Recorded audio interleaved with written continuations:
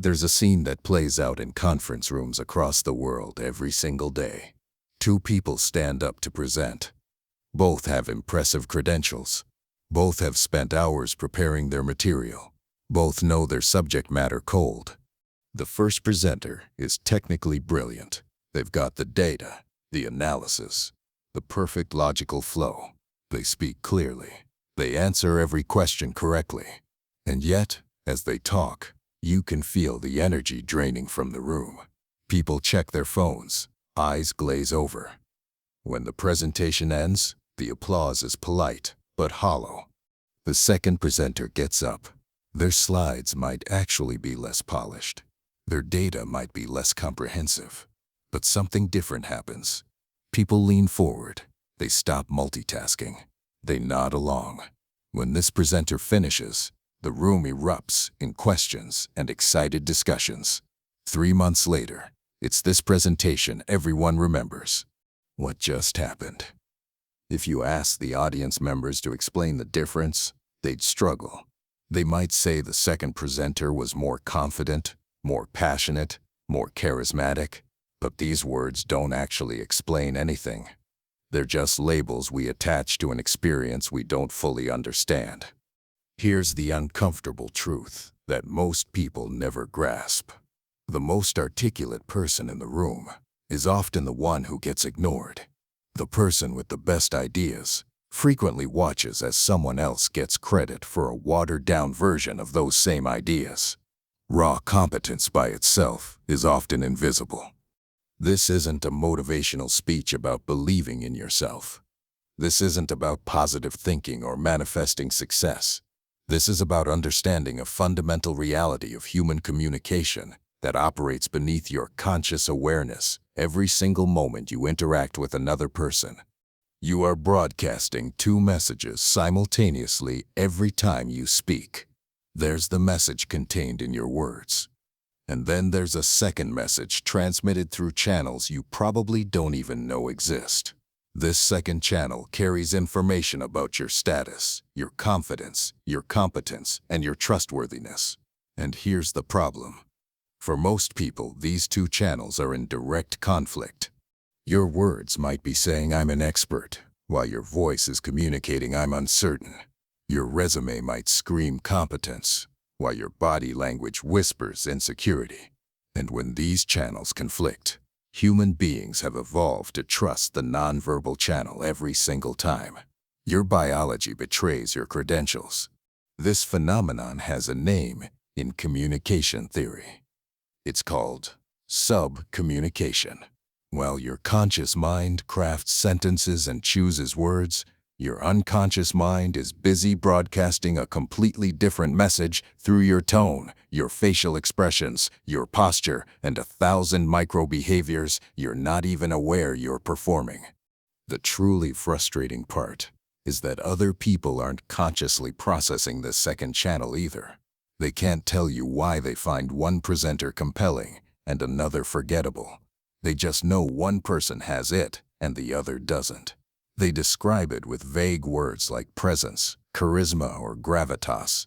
These terms don't help you improve because they don't describe the actual mechanics of what's happening. Let me take you somewhere unexpected to understand where this system comes from. Forget conference rooms for a moment. Forget PowerPoint presentations and quarterly reviews. Instead, imagine a community of chimpanzees in the forests of Tanzania. Watch what happens when two male chimps encounter each other. Before any physical contact occurs, before any vocalization is made, an entire negotiation is happening through body language. One chimp might make himself larger, standing upright, hair bristling. The other might hunch slightly, avert his gaze, present a submissive posture. Within seconds, both animals know exactly where they stand in the hierarchy. No words were needed. The communication happened through pure behavioral signaling. Now here's where it gets interesting for us. Humans evolved from the same ancestral line as these primates. We like to think we've transcended our evolutionary past with our big brains and our complex language. But that ancient signaling system is still running in the background. When you walk into a room, when you speak in a meeting, When you introduce yourself at a networking event, that primate system is still broadcasting and receiving status signals. The primatologist Franz de Waal spent decades studying chimpanzee politics. He documented how social hierarchies form, not just through physical dominance, but through sophisticated coalition building, strategic deference, and what he called impression management. High-status chimps don't constantly fight to prove their position. Instead, they move with a particular quality. They're unhurried. They hold space. They use stillness as a tool. Lower-status individuals are constantly adjusting, constantly moving, constantly seeking approval through their behavior. Watch a boardroom meeting through this lens, and you'll see the exact same dynamics. The person who speaks first isn't always the highest status. Sometimes the highest status person is the one who speaks last, after letting everyone else exhaust their positions. The person who gestures the most isn't projecting confidence. Often they're overcompensating for insecurity. The person who fills every silence with words is advertising their anxiety about holding the floor. Robert Sapolsky, a neuroscientist who studied baboon troops in Kenya, discovered something even more revealing. The stress hormone, cortisol, doesn't just spike in low-status primates during direct confrontations. It remains chronically elevated, simply from being low in the hierarchy. The body keeps the score. If you're constantly in a one-down position, your physiology reflects it. And this shows up in your behavior, in ways you don't consciously control. This is why superficial advice about confidence doesn't work. You can't just decide to be confident and have it magically radiate from you. Your nervous system has been shaped by thousands of interactions, where you adopted certain behavioral patterns. Those patterns are now automatic. They run in the background, and they're visible to everyone around you, even if no one including you can articulate exactly what they're seeing. Think about the last time you watched a skilled public speaker. What made them compelling? If you're like most people, you'll struggle to identify the specific components. You might say they made good eye contact, they spoke clearly, they seemed comfortable. But these descriptions are too vague to be useful. They don't give you a blueprint for improvement. Here's the crucial insight that changes everything. Charisma and presence are not mystical qualities that some people are born with and others lack. They are the sum total of dozens of specific, learnable behaviors that can be identified, practiced, and mastered. The reason most people fail to improve their communication impact isn't because they lack talent. It's because they're practicing the wrong things. Most communication training focuses almost exclusively on content. What to say, how to structure an argument, how to use data effectively. These elements matter, but they're maybe 10% of what determines whether your message lands with impact. The other 90% is happening in that second channel, in the realm of sub-communication, and almost no one is teaching you how to optimize that channel. Consider a typical scenario. You're in a job interview. You've prepared excellent answers to every likely question. You've got stories ready that showcase your skills. You're wearing the right clothes.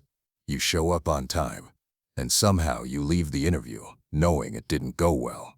You replay the conversation in your head. You said all the right things. So why did it feel wrong? What you couldn't see, because you were inside your own head, was the constant stream of low-status signals you were unconsciously broadcasting. Maybe your voice pitch rose slightly at the end of sentences, turning statements into questions. Maybe you nodded too much while the interviewer was speaking, seeking approval. Maybe your gestures were tight and close to your body, making you appear smaller. Maybe you filled pauses with filler words that communicated uncertainty. The interviewer couldn't consciously identify these signals either, but their ancient primate evaluation system was processing every micro-behavior, and it was forming a conclusion that operated completely separately from the content of your words. They might describe you later as fine, but not quite what we're looking for without being able to explain why. This is the invisible language that determines your trajectory in life, more than your resume ever will. Two people with identical qualifications will have radically different career outcomes based solely on how they show up in their communication. The one who has mastered the sub-communication channel will be perceived as more competent, more trustworthy, more leadership material. Not because they actually are more capable, but because they're speaking the language that human nervous systems are hardwired to understand. The good news is that this system can be reverse engineered. Once you understand the specific components that create high-status communication, you can deliberately train yourself to embody them. This isn't about being fake or manipulative. It's about bringing your external presentation into alignment with your actual competence. It's about making your inner quality visible through the channels that other people are actually using to evaluate you. The bad news is that most of the advice you've received about confidence and charisma is either too vague to be useful or actively counterproductive. Just be yourself sounds nice, but ignores the fact that your default behaviors might be sabotaging your goals. Fake it till you make it creates a weird performance anxiety that usually makes things worse. Visualize success does nothing to change the actual behavioral patterns that other people observe. What you need is not inspiration. What you need is information. Specific, actionable, research-backed information about the signals you're sending and how to modify them. You need to understand the science of how humans evaluate each other. You need to see the invisible architecture that separates forgettable presenters from magnetic ones. There's a study that perfectly captures this dynamic. Researchers took the same presentation and had it delivered by two different speakers. The content was identical, word for word. The slides were identical. The only difference was in the delivery. Same words, different sub-communication. They then showed these presentations to audiences and measured the response. The results were staggering. The presenter, with optimized nonverbal communication, was rated as significantly more competent, more trustworthy, more intelligent, and more hireable. Remember, the content was exactly the same. The credentials were the same. But the audience's perception of competence shifted by more than 40% based solely on delivery factors that most of the audience members couldn't even consciously identify. This is why you can't rely on your content alone to carry you. This is why being right isn't enough. This is why having the best ideas in the room doesn't guarantee that anyone will listen to you. You're competing not just on the level of information, but on the level of biological signaling systems that predate language itself. The challenge is that improving these signals isn't as simple as following a checklist. If you try to artificially adopt high-status behaviors without understanding the underlying principles, you often end up in what researchers call the uncanny valley of charisma. You're trying to perform confidence, but it comes across as fake or try-hard. You're attempting to project authority, but it lands as aggression.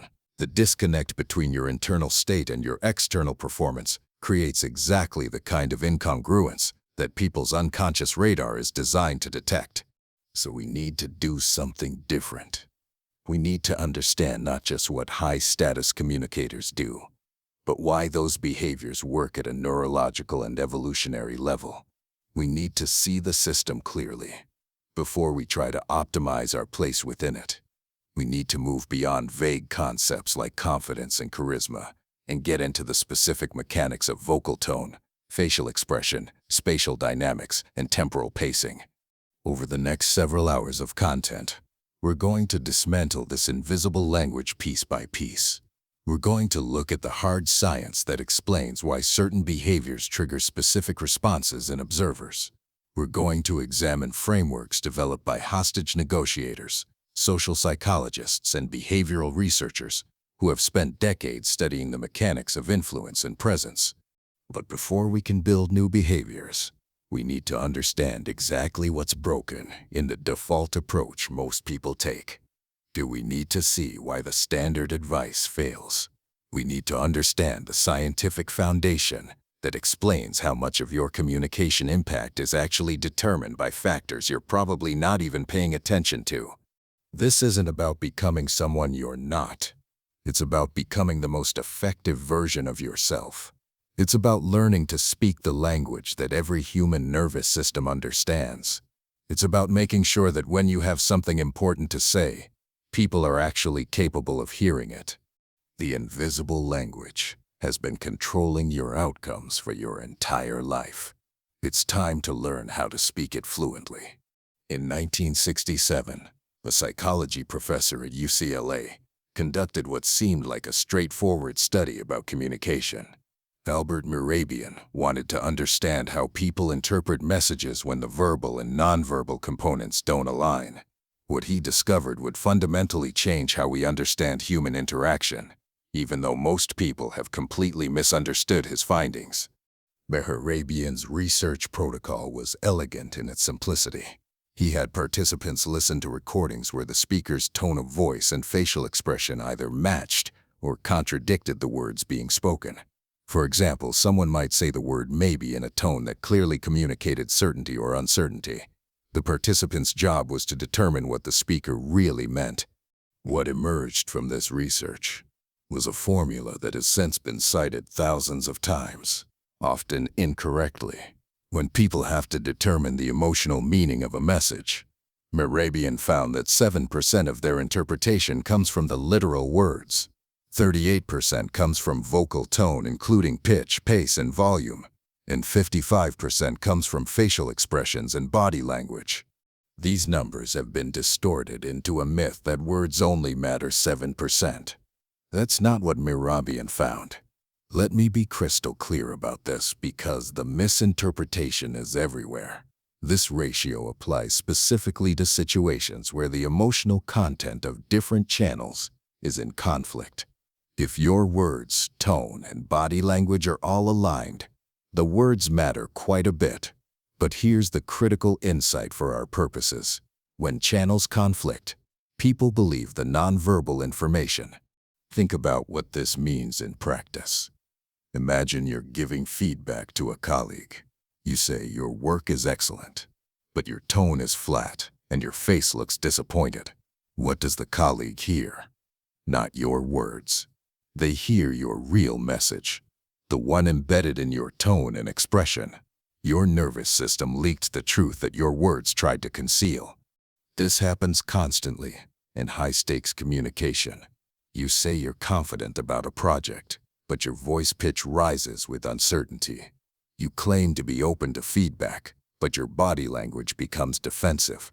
You tell someone you have time for their question, but your impatience bleeds through in your rate of speech. Every time this happens, you're training people to distrust your words and rely on your sub-communication instead. Mehrabian's research was specifically about emotional communication, but subsequent studies have extended these principles into broader domains. When people assess your competence, your trustworthiness, or your leadership potential, they're not primarily analyzing your resume or listening carefully to your words. They're processing a torrent of nonverbal data and using that to form a judgment that feels intuitive, but is actually based on ancient biological mechanisms.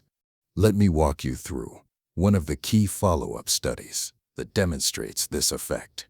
Researchers created video recordings of job candidates answering interview questions. They then showed these videos to hiring managers under different conditions.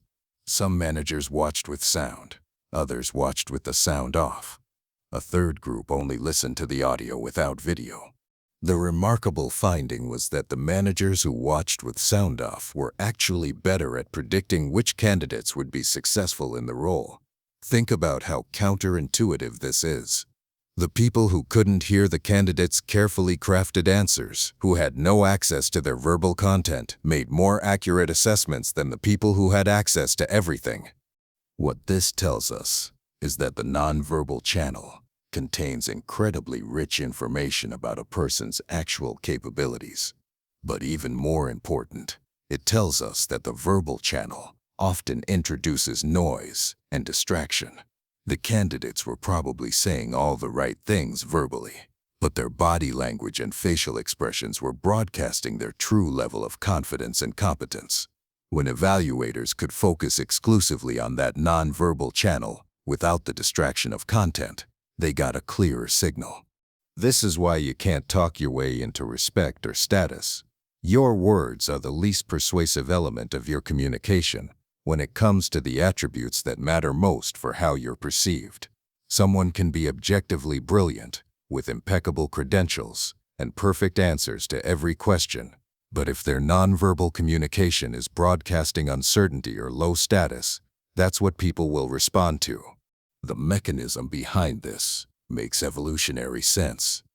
Language is a relatively recent innovation in human development.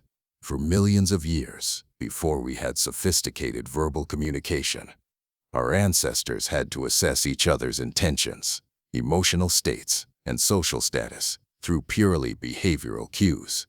The part of our brain that processes these nonverbal signals is ancient, automatic, and operates much faster than our conscious verbal processing.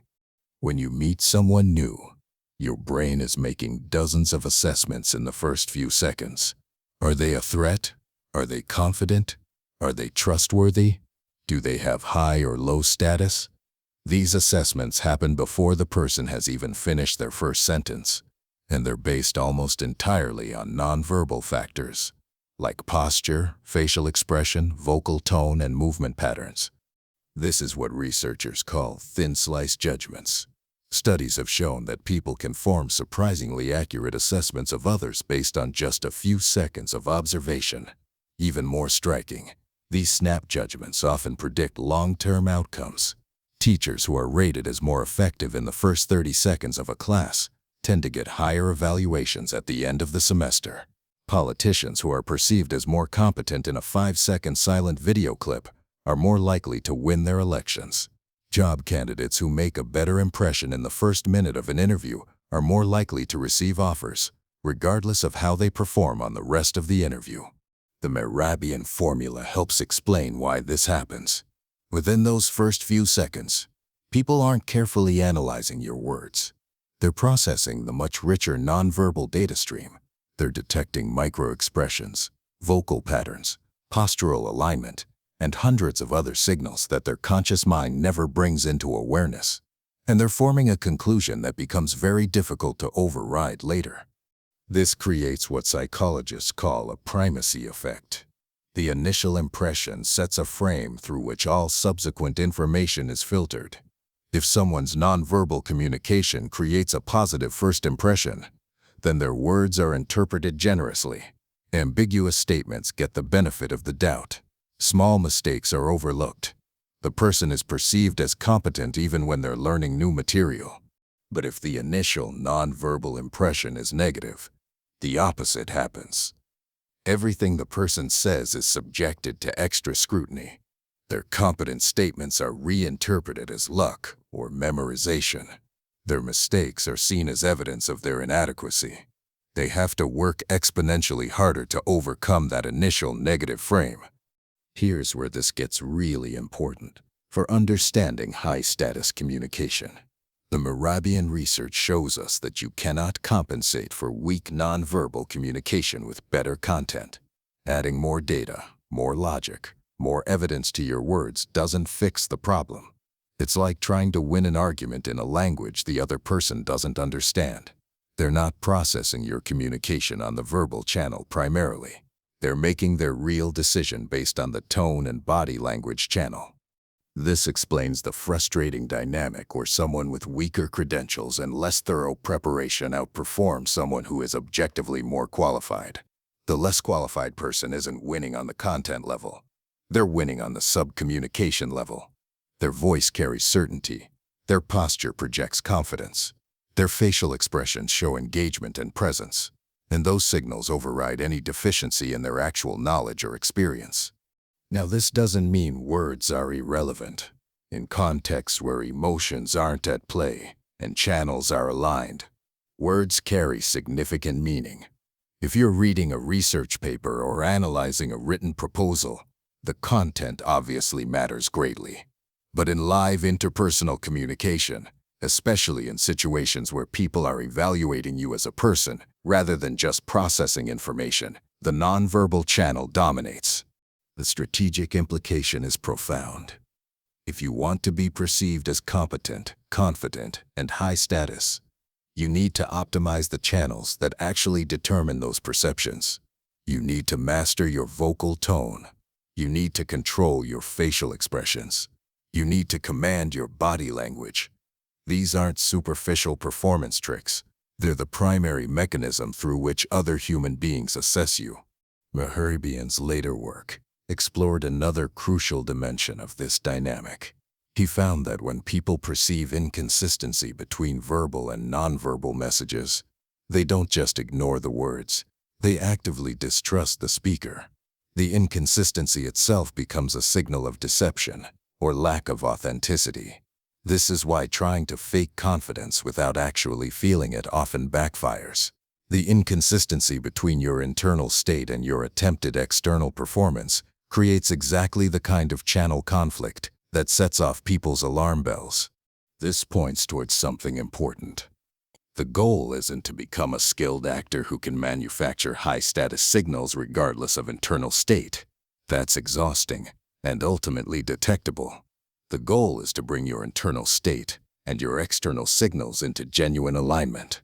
When you actually feel confident and competent, and your voice and body naturally express that internal state, the congruence is what people respond to most powerfully. But most people have the causality backward. They think they need to feel confident first, and then the confident behaviors will naturally emerge. This is often false. The relationship between internal state and external behavior is bidirectional. When you adopt confident behaviors, your nervous system begins to shift into a more confident state. The external shapes the internal just as much as the internal shapes the external. This is why the most effective approach to developing high-status communication isn't just mindset work. It's also behavioral training. You practice the specific nonverbal patterns that signal confidence and competence. As you practice them, they gradually become more natural. And as they become more natural, your internal state begins to align with the signals you're sending. Eventually, the performance becomes authentic because it has actually changed who you are. The Mehrabian revelation gives us the fundamental architecture we need to understand. Words matter least. Tone matters more. Body language matters most. This isn't the complete picture yet, but it's the essential foundation. Every high-status communication strategy builds from this base understanding. The channels that most people ignore are the channels that actually determine your outcomes. Now we need to understand the psychological mechanism that amplifies these effects and makes your first few seconds of interaction disproportionately important for everything that follows. There's a phenomenon that every person has experienced but few can name. You meet someone for the first time. Within seconds, before any substantive conversation occurs, you've formed an opinion about them. They seem competent or incompetent, trustworthy or suspicious, high status or low status. And here's the unsettling part. That snap judgment influences every interaction you have with that person from that moment forward. In 1920, psychologist Edward Thorndike was conducting research on how military officers rated their subordinates. He noticed something strange in the data. Officers who were rated as physically attractive were also rated as more intelligent, better leaders, and more competent at unrelated tasks. The correlation was too strong to be coincidental. Thorndike had discovered what he called the halo effect. The halo effect is a cognitive bias, where our overall impression of a person influences how we perceive their specific traits. If we have a positive global impression, we assume their individual characteristics are also positive. If our global impression is negative, we assume their specific traits are negative too. It's a mental shortcut that allows us to make quick judgments without having to carefully evaluate every dimension of a person separately. This might sound like a quirky psychological finding with limited real-world impact. It's not. The halo effect is one of the most powerful forces shaping how you're perceived in every professional and social context. And once you understand how it works, you'll see it operating everywhere. Here's the mechanism. The human brain is an energy-expensive organ. It accounts for about 2% of your body weight, but consumes roughly 20% of your total energy. To conserve cognitive resources, Your brain constantly looks for shortcuts that allow it to process information quickly without deep analysis. The halo effect is one of these shortcuts. When you encounter a new person, your brain doesn't carefully evaluate each trait independently. Instead, it forms a rapid overall impression based on a few salient cues. Then it uses that overall impression as a template for filling in all the specific details it doesn't have direct information about. If the initial impression is positive, your brain assumes positive specific traits. If the initial impression is negative, your brain assumes negative specifics. The really important part is what triggers that initial impression. It's not a careful analysis of the person's credentials or accomplishments. It's based on immediate sensory data. How they look, how they move, how their voice sounds, their facial expression, their posture. All of the nonverbal signals we discussed in the context of the Mehrabian Model. These signals hit your perceptual system first and fastest, and they set the frame for everything that comes after. Research has consistently shown that this initial impression forms within the first 7 seconds of an interaction. Some studies suggest it's even faster, perhaps 3 to 4 seconds.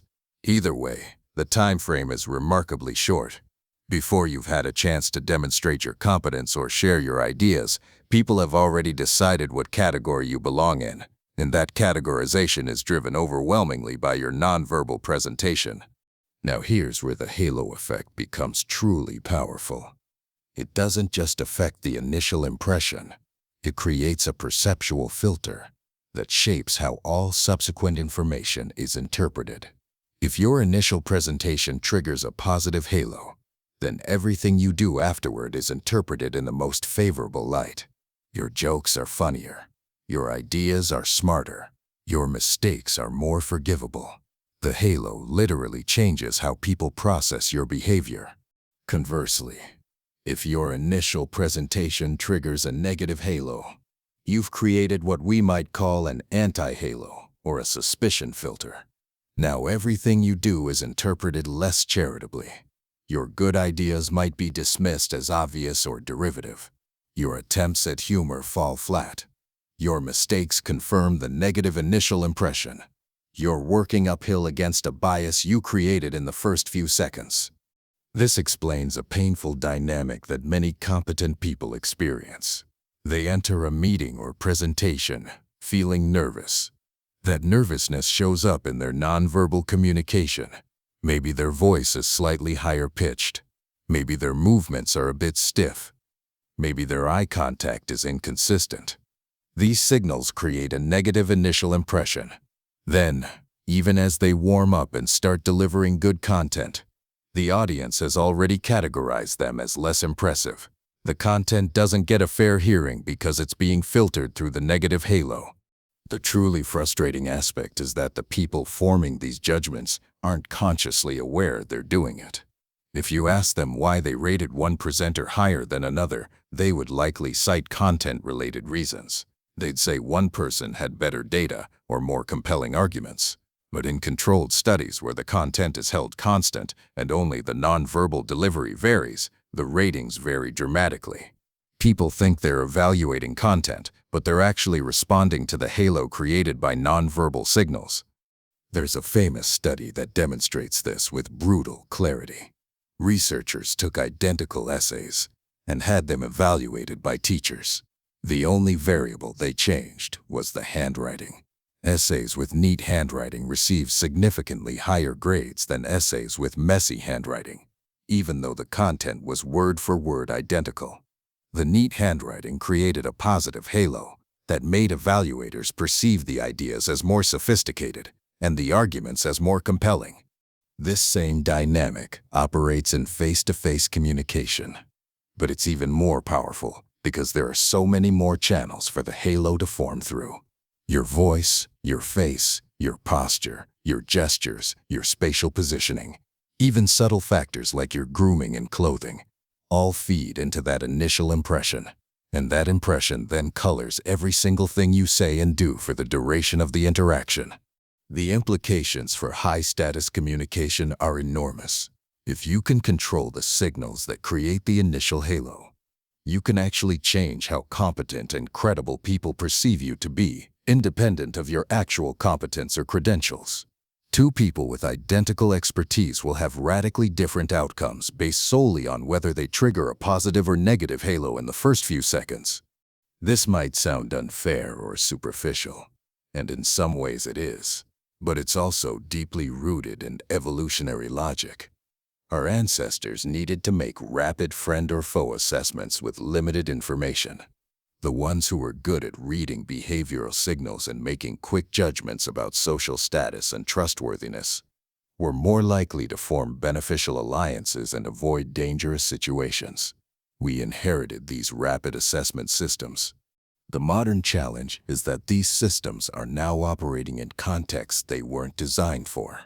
Your nervous system is trying to assess whether someone is a competent project manager, using the same neural circuitry that your ancestors used to assess whether someone was a capable hunter.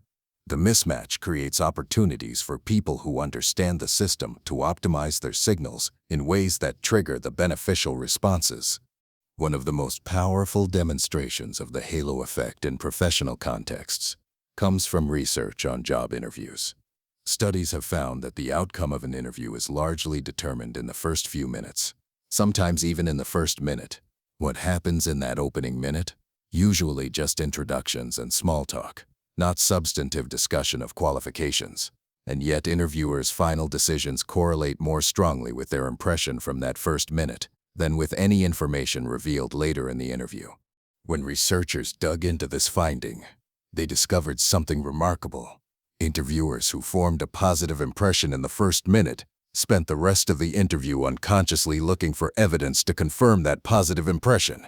They interpreted ambiguous answers favorably.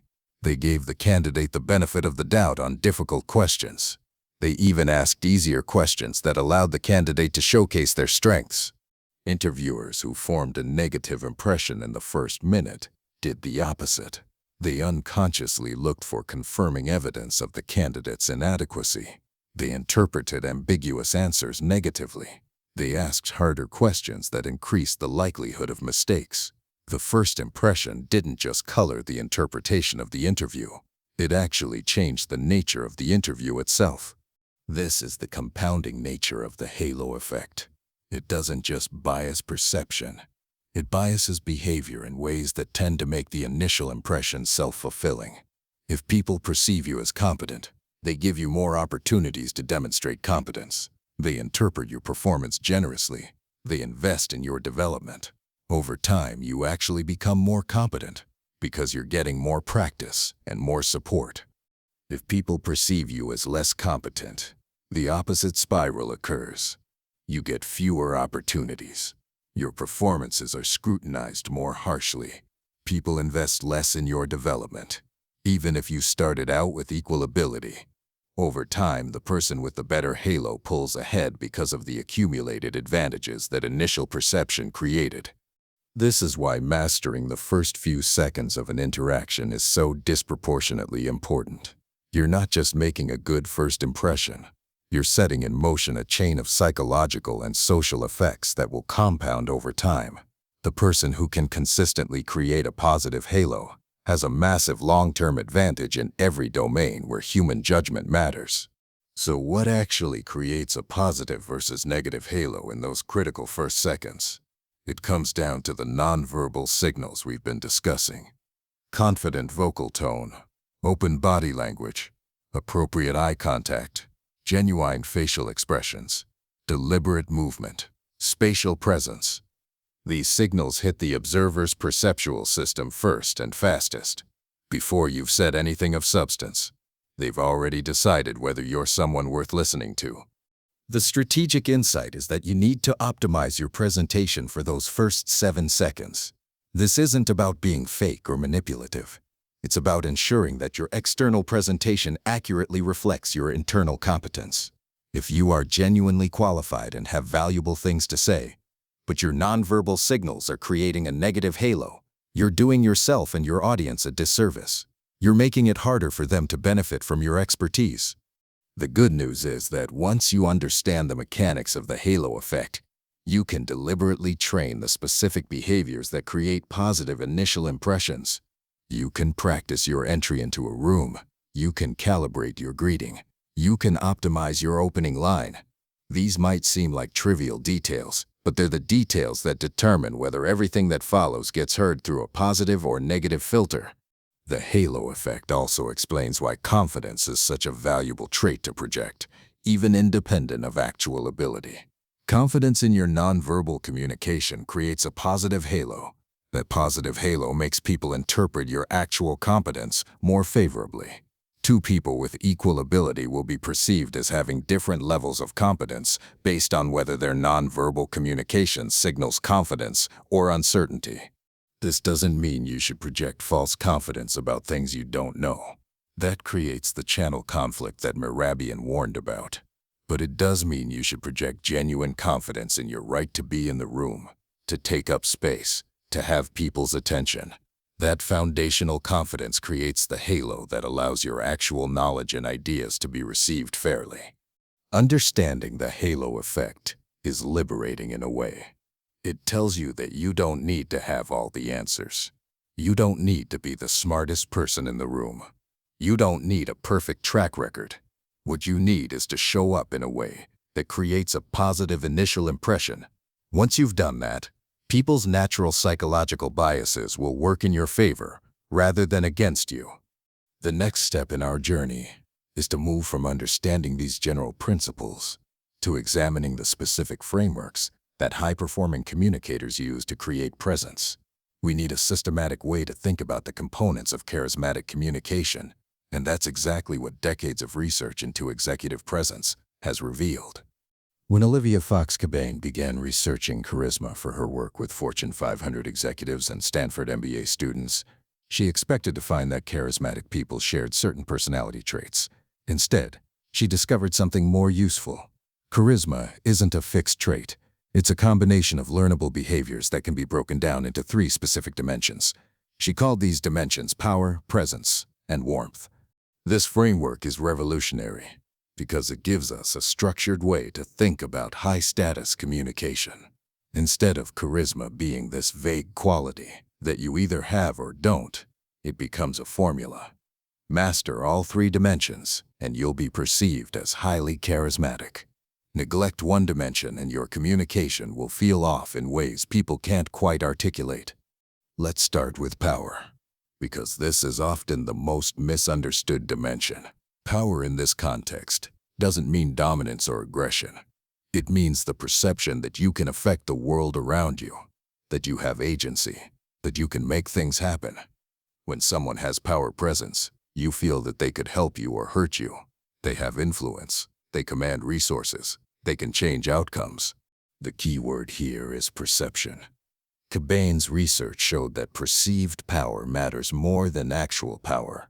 Someone can have tremendous formal authority, but project low power if their nonverbal communication signals weakness. Conversely, someone with relatively little formal authority can project high power through the right behavioral signals. We've all met junior employees who somehow carry themselves with more authority than their managers. That's the power dimension at work. So what creates the perception of power? It starts with your body. High-power individuals take up space. They don't make themselves small or try to disappear into the background. When they sit, they use the full chair. When they stand with weight evenly distributed. Rooted, their posture is upright without being rigid. They're expanded without being aggressive. Contrast this with low-power body language. Crossing arms or legs, hunching shoulders, pulling limbs in close to the body, taking up minimal space, fidgeting. These behaviors make you physically smaller, and on a primal level, physical size correlates with power. The person who makes themselves small is signaling that they don't have the right or the confidence to claim space. Movement patterns also signal power. High-power individuals move deliberately. They don't rush. They don't make unnecessary adjustments. When they gesture, the movements are smooth and purposeful. There's a quality of economy to their motion. Every movement seems intentional rather than nervous or compensatory. Low-power movement is characterized by constant adjustment, shifting weight, touching the face or hair, adjusting clothing, nodding excessively. These micro-movements broadcast anxiety and uncertainty. They signal that the person isn't comfortable in their body or their position. The nervous system's discomfort leaks out through these small unconscious movements. Stillness is actually one of the most powerful signals of high status. Watch people in positions of real authority, and you'll notice they're often very still. They don't feel the need to fill space with unnecessary motion. They can sit and simply occupy their position without fidgeting. This stillness communicates comfort and confidence. It says, I belong here. I don't need to prove anything through excessive movement. The vocal dimension of power is equally important. Power voices have certain acoustic characteristics. They tend to be lower in pitch. They have more resonance. They use a full dynamic range, modulating volume strategically rather than staying in a narrow band. And crucially, high-power voices use downward inflection at the end of sentences. This last point deserves emphasis because it's one of the most common power leaks in communication. When you end sentences with upward inflection, you're turning statements into questions. You're seeking approval. You're signaling uncertainty. Listen to how teenagers often speak, with everything sounding like a question. That's low-power vocal patterning. It communicates that the speaker isn't sure of themselves and is looking for validation. High-power speakers use downward inflection on declarative sentences. Their pitch drops at the end of statements. This signals certainty and finality. It tells the listener, this is how it is, rather than, is this okay? The difference in perception is enormous. Two people can say the exact same sentence, and the one using downward inflection will be perceived as significantly more confident and authoritative. There's another vocal element that signals power: the strategic use of pause.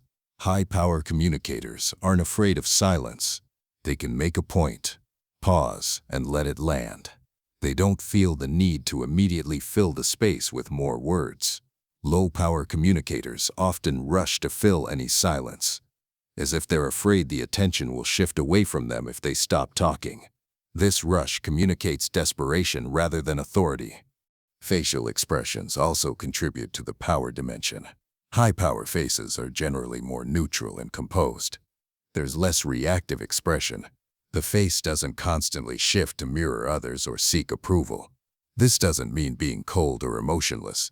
It means having control over your facial displays, rather than having your face constantly react unconsciously to external stimuli. Eye contact patterns are a crucial power signal. High-power individuals can maintain steady eye contact without it being uncomfortable or aggressive. They're not the first to look away. They don't constantly scan the room or avoid direct gaze. But here's the nuance. They also don't stare without blinking, which can come across as threatening rather than powerful. The key is relaxed, steady eye contact that communicates confidence without challenge. There's also something Cobain calls borrowed power. This is the ability to signal competence and authority, even in domains where you're not actually the expert. It works through association and projection. If you carry yourself with power presence, people assume you have expertise and influence even before they know your credentials. This allows you to enter new situations with immediate credibility. The strategic application is significant.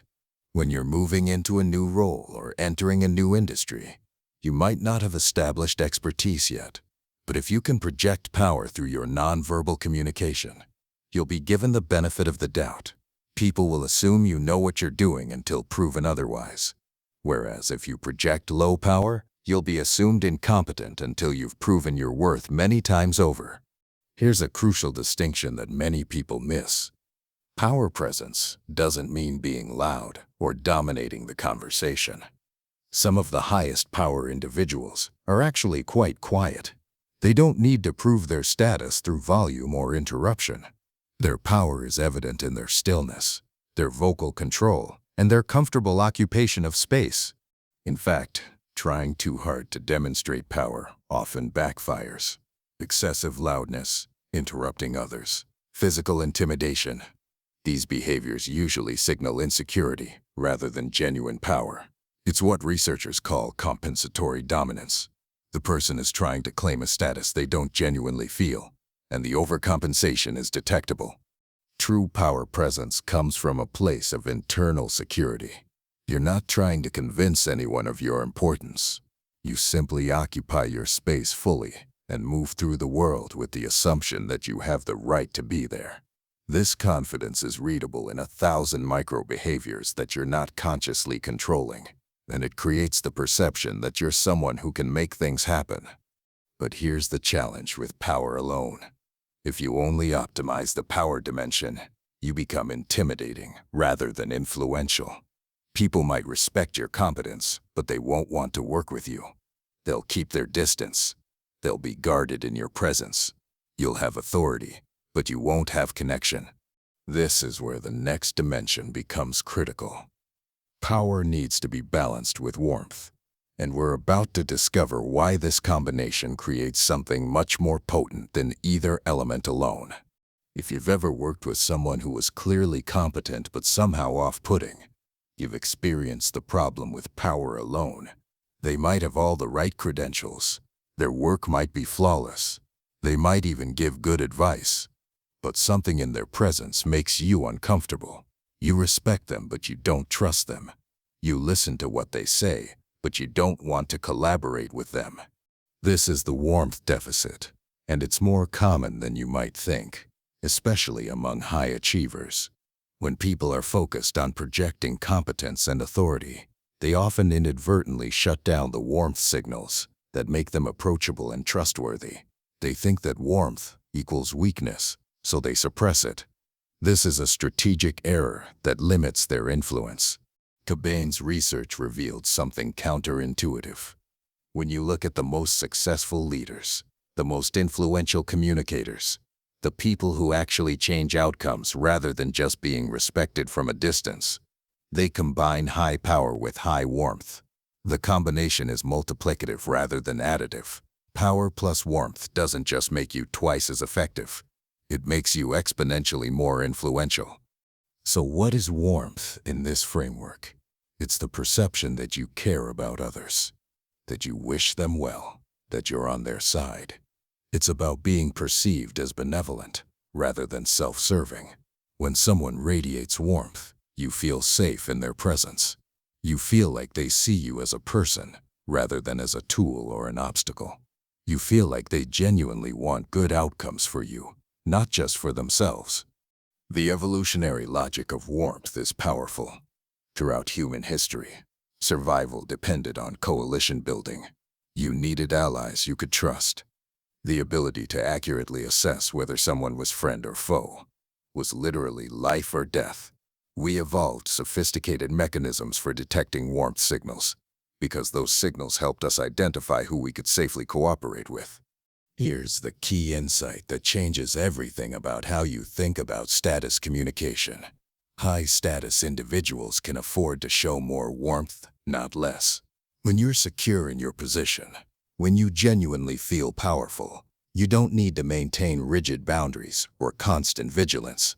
You can be generous with your attention, your praise, your willingness to help. That generosity is actually a signal of high status rather than low status. Conversely, people who are insecure about their status often become cold and guarded. They're afraid that showing warmth will be perceived as weakness. They're worried that being too friendly will undermine their authority. So they maintain distance. They stay formal. They suppress positive emotion. And ironically, this coldness makes them seem less powerful, not more. Because true power is secure enough to be warm. Let's get specific about what warmth signals actually look like in communication. It starts with the eyes. Genuine warmth shows in the quality of eye contact. There's a difference between the steady gaze of power and the engaged gaze of warmth. Warm eye contact has a softness to it. The eyes might crinkle slightly at the corners. There's a quality of actually seeing the other person rather than looking through them. Facial expressions are perhaps the most important warmth signal.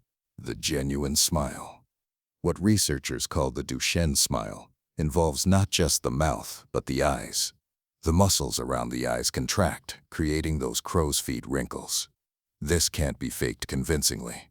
Your nervous system knows the difference between a social smile that's just moving the mouth and a genuine smile that engages the whole face. And so does everyone observing you.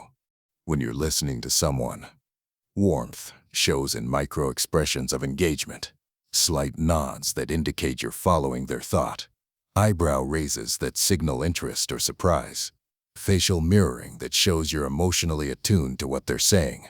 These tiny movements communicate that you're genuinely present and interested in the other person's experience.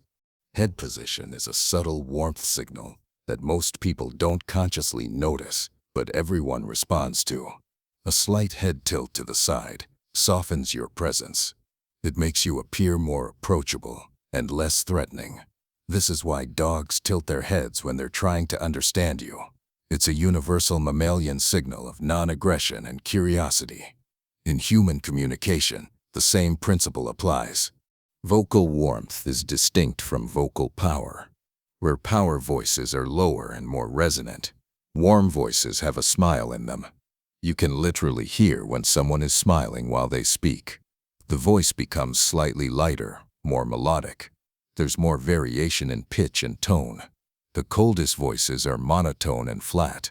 The warmest voices have musical quality. There's also warmth in pacing and rhythm. Warm communicators match their pace to the other person, rather than imposing their own rhythm. If the other person speaks slowly and thoughtfully, a warm communicator slows down to match. If they're energetic and quick, the warm communicator picks up the pace. This matching behavior, called mirroring, creates a sense of rapport at a subconscious level. Physical warmth signals include appropriate touch, though this must be calibrated carefully to context and culture. In settings where it's appropriate, a handshake with both hands, a brief touch on the shoulder, or a congratulatory pat on the back can communicate warmth. The key word is appropriate. Unwanted or excessive touch does the opposite of creating warmth. It creates discomfort and boundary violations. Personal space dynamics also signal warmth. High-warmth individuals respect others' space, but aren't afraid to occasionally enter it in appropriate ways. They might lean in slightly when someone is sharing something important. They close distance during moments of connection, but they also read the other person's comfort level and adjust accordingly. Low-warmth individuals maintain rigid distance or, conversely, violate boundaries by getting too close too quickly. One of the most powerful warmth behaviors is the quality of attention you give others. In our distracted, phone-checking culture, simply giving someone your full, undivided attention has become a radical act. When you put your phone away, turn your body to fully face someone, maintain eye contact, and listen without mentally preparing your response, you're communicating warmth through the gift of presence. Verbal warmth signals include using the other person's name appropriately, remembering details they've shared previously, asking follow-up questions that show you are listening, and expressing genuine appreciation or praise when warranted. It's not about excessive flattery, which often comes across as manipulative. It's about noticing specific things that deserve acknowledgement and offering that acknowledgement sincerely. Here's where the power-warmth combination becomes strategically powerful. When you demonstrate both high competence and genuine care for others, you become magnetic. People want to work with you. They want to help you succeed. They become invested in your goals because they trust that your success will benefit them too. You're building coalition rather than just accumulating authority. The mistake many people make is thinking they need to choose between power and warmth.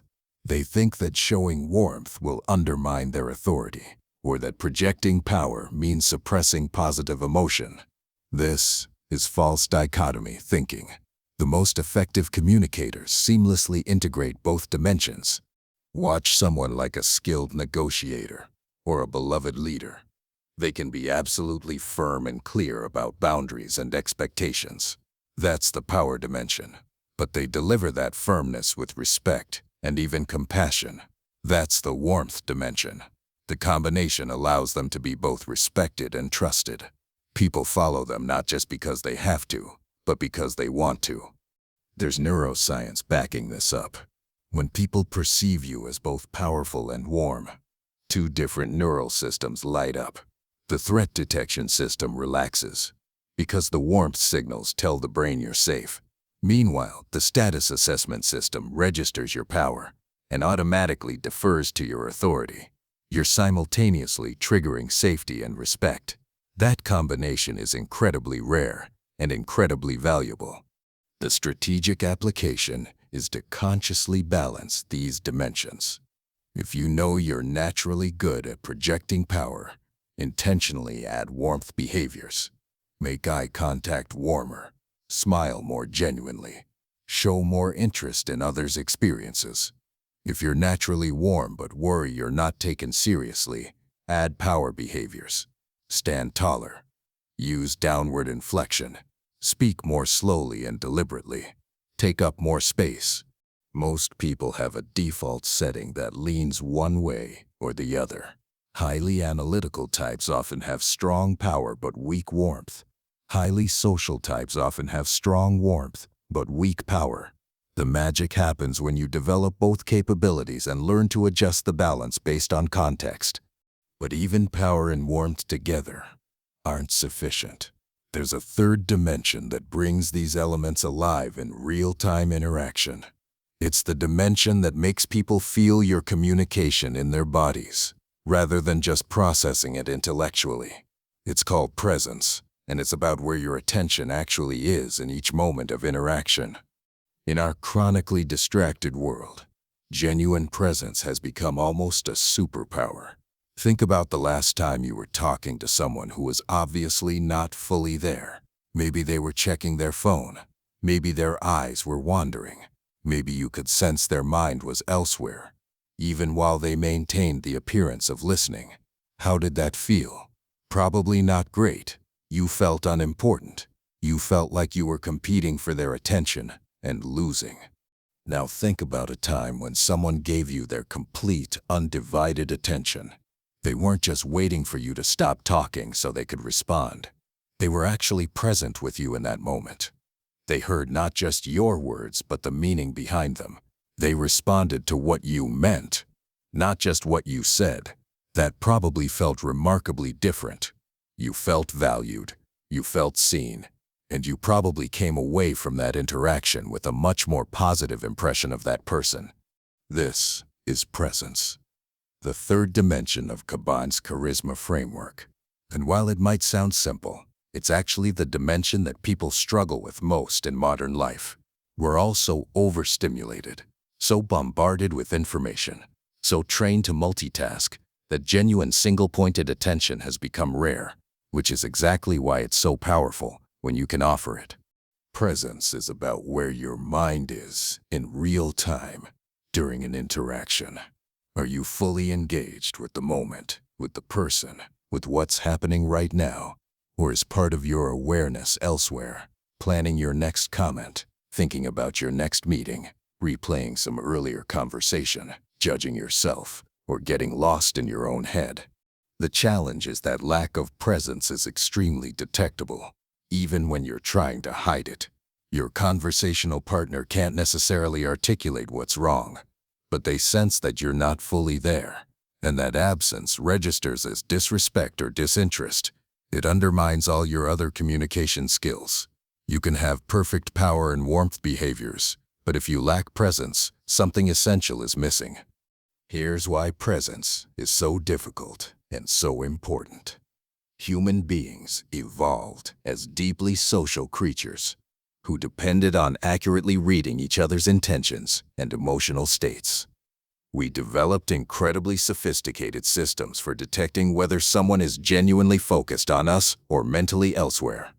It's part of how we assess whether we matter to someone, whether we're safe with them, whether they're a reliable coalition partner. When someone lacks presence, their micro-behaviors give them away. Their facial expressions might be slightly delayed in response to what you're saying. Their nodding might be mechanical rather than genuinely responsive. Their eyes might track to something behind you. Their questions might be generic rather than specific to what you just shared.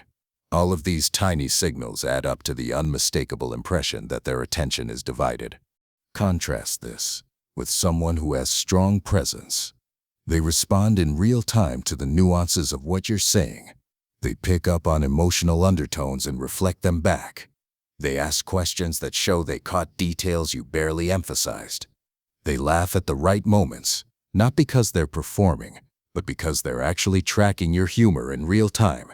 Everything about their response timing and specificity communicates that they're genuinely here with you right now. The power, presence, warmth triangle works because each dimension addresses a different question that people unconsciously ask when evaluating you. Power answers, can this person affect outcomes? Warmth answers, does this person wish me well? Presence answers, am I important enough to merit this person's undivided attention? When all three questions get a yes answer, you're perceived as charismatic. Here's the strategic insight. Most communication training focuses almost entirely on power. You learn to stand confidently, speak clearly, make strong eye contact. That's all valuable. But without warmth, you're just an impressive person that others don't particularly want to interact with. And without presence, both power and warmth feel performative rather than genuine. Think about politicians or executives you've seen who clearly have trained their power behaviors. They've got the commanding posture. They've got the strong voice. They might even have trained some warmth signals, like remembering to smile. But you can tell they're not really present. They're performing a role. They're executing behaviors they've been taught. The result is that something feels off. You respect their competence, but you don't trust their authenticity. Now think about someone who has all three dimensions operating naturally. They command attention through their power presence. They make you feel valued through their warmth, and they make you feel genuinely seen through their presence. That combination is magnetic. You want to be around that person. You trust them more quickly. You're more willing to follow their leadership or support their initiatives. The practical challenge is that presence is the hardest dimension to fake. You can learn to stand up straight and smile warmly, even when you don't feel like it. But you can't easily fake being mentally present when your mind is actually elsewhere. The gaps between what you're trying to project and where your attention actually is will leak through in subtle timing delays and response mismatches. This means that developing genuine presence requires mental training, not just behavioral training. You need practices that improve your ability to focus attention and resist distraction. Many high performers have found that meditation or mindfulness practices are valuable not because of any spiritual dimension, but simply because they train the mental muscles that allow you to stay present during conversations. There's also the issue of cognitive load.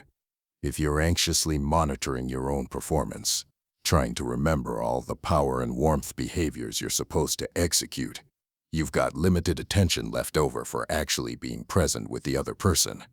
This is why the learning curve for high-status communication can be awkward. At first, you're consciously executing behaviors, which means you're not fully present. Only as the behaviors become automatic can you free up attention for genuine presence. The way forward is to practice the power and warmth behaviors until they become unconscious habits. Then presence becomes possible because you're not burning cognitive resources on performance monitoring. You can simply be there, in the moment, with the person in front of you. And that's when the triangle clicks into place and you start experiencing dramatically different responses from people. The Power Presence Warmth framework gives us a complete map of charismatic communication. But we still need to zoom into the specific techniques that operationalize these dimensions.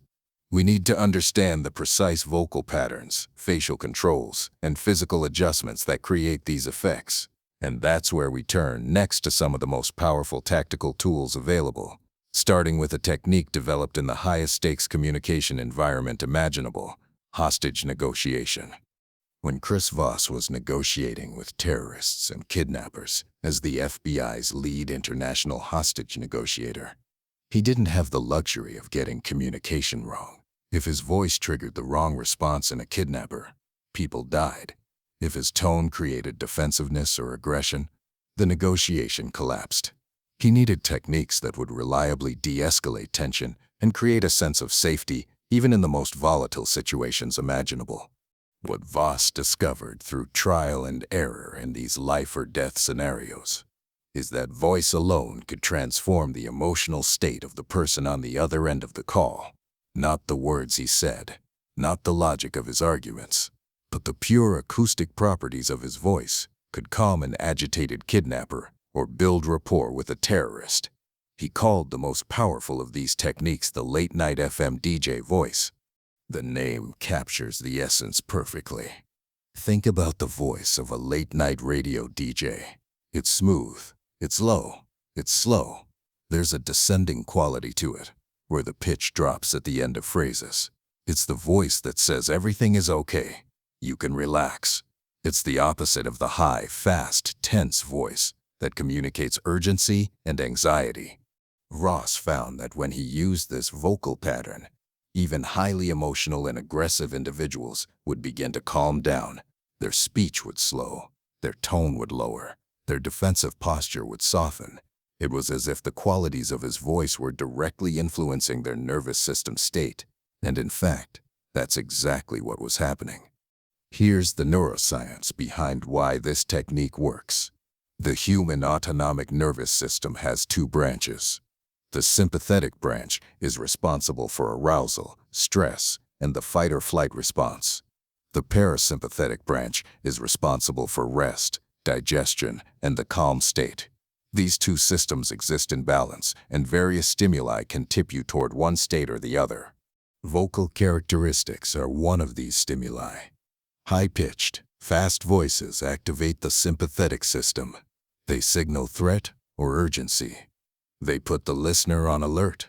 Low-pitched, slow voices activate the parasympathetic system. They signal safety and calm. They help the listener relax. This isn't conscious. The listener doesn't think, "Oh, this voice is low, so I should calm down." It happens automatically, at the level of the nervous system. When you use the late-night FM DJ voice, you're essentially hacking the other person's autonomic nervous system. You're using the acoustic properties of your voice to directly influence their physiological state. And when they're in a calmer state, they're more likely to listen, to cooperate, to trust you. This is why the technique works in hostage negotiations. It's also why it works in business negotiations, difficult conversations with colleagues, customer service interactions, and really any high-stakes communication scenario. So how do you actually produce this voice? It has several specific components. First, pitch. You want to speak from a lower register than your normal conversational voice. Not so low that it sounds unnatural or forced, but noticeably lower. For most people, this means speaking more from the chest than from the throat. You can practice this by putting your hand on your chest and trying to feel vibration there as you speak. Second, tempo. You need to slow down significantly from normal speech. This is harder than it sounds because most people, especially when they're nervous, have a tendency to speed up. Voss recommends about 60 to 70% of your normal speaking speed. This feels painfully slow at first. You'll worry that you're boring people or wasting their time. But research shows that listeners perceive slower speakers as more thoughtful, more credible, and more authoritative. Third, and this is crucial, you use downward inflection at the end of statements. Your pitch should drop on the last word of a sentence. This signals certainty and finality. It tells the listener's brain, this statement is complete and authoritative. Contrast this with upward inflection, where your pitch rises at the end. That pattern, characteristic of questions, signals uncertainty and seeking validation. Fourth, there's a quality of smoothness to the voice. You're avoiding sharp edges, sudden volume changes, or roughness. The tone is even and flowing, like honey. This requires breath control and vocal relaxation. If your throat is tight from anxiety, your voice will sound strained and the calming effect disappears. Fifth, strategic pausing. The late-night FM DJ voice uses silence as punctuation. After making a point, you pause, let it land. Don't rush to fill the space with more words. These pauses serve multiple functions. They give the listener time to process what you said. They communicate confidence because you're not afraid of silence, and they create a rhythm that's inherently calming. There's also a fascinating element of vocal resonance. When you speak from a lower register with proper breath support, your voice gains harmonic richness. It literally has more acoustic information in it. This makes it more pleasant to listen to and more memorable. People who are trained singers or voice actors understand this instinctively. They know how to access the full resonance of their voice. Most people in business contexts never develop this skill and leave huge amounts of vocal power untapped. Voss discovered that the late-night FM DJ voice worked best when combined with tactical empathy, his term for showing people that you understand their emotional state without necessarily agreeing with their position. But the voice had to come first. If he tried to express empathy with a tense, high voice, it didn't work. The acoustic properties had to match the emotional message. Voice and content had to align. This brings us back to the Mehrabian finding about channel conflict. If your words are saying, "I understand you're frustrated," but your voice is tight and fast, the listener doesn't believe you. They respond to the voice. But when your words express understanding, and your voice has that deep, slow, calm quality, the message lands powerfully. The congruence between channels makes you believable. The strategic application in professional contexts is straightforward. When you're entering a difficult conversation, consciously access the late-night FM DJ voice before you walk into that performance review, that tough client call, that negotiation. Take a moment to lower your pitch, slow your pace, and relax your throat. Start the conversation from that place, rather than letting anxiety drive you into a high, fast vocal pattern. What's remarkable is how quickly this shift affects the other person. Within the first few sentences, they begin to mirror your vocal qualities. If you're calm and slow, they become calmer and slower. If you're tense and fast, they become tenser and faster. You're setting the vocal frame for the entire interaction. This doesn't mean you never vary your voice. The late-night FM DJ voice is a foundational pattern, especially for high-stakes or tense situations. But skilled communicators have vocal range. They can bring energy and excitement when appropriate. They can use higher pitch and faster pace to create urgency or enthusiasm. The key is having conscious control over these variables rather than letting your anxiety or default habits control them for you. One of the biggest mistakes people make when they first learn about the late-night FM DJ voice is overdoing it. They slow down so much they sound robotic. They lower their pitch so far it sounds forced. They eliminate all natural variation and end up sounding flat and lifeless. The technique should be subtle. You're shifting your baseline, not creating a completely artificial voice. The best way to develop this skill is through recording yourself. Have actual conversations, record them, and listen back. You'll probably be shocked by how much higher and faster your voice is than you realized. Your internal perception of how you sound is dramatically different from how you actually sound to others. Recording gives you objective feedback. When you listen back, pay attention to patterns. Does your voice rise at the end of statements? That's uncertainty leaking through. Do you fill pauses with and That's anxiety about silence. Does your pace speed up when you're excited about a point? That's enthusiasm overwhelming control. Once you can hear these patterns, you can begin to adjust them consciously during live conversations. It's also valuable to record and analyze speakers you find compelling. Watch TED Talks with the sound off, and then with sound on. Notice how the most effective speakers use vocal variation strategically. They're not monotone, but their baseline is generally lower and slower than average. They use upward pitch for questions and downward pitch for statements.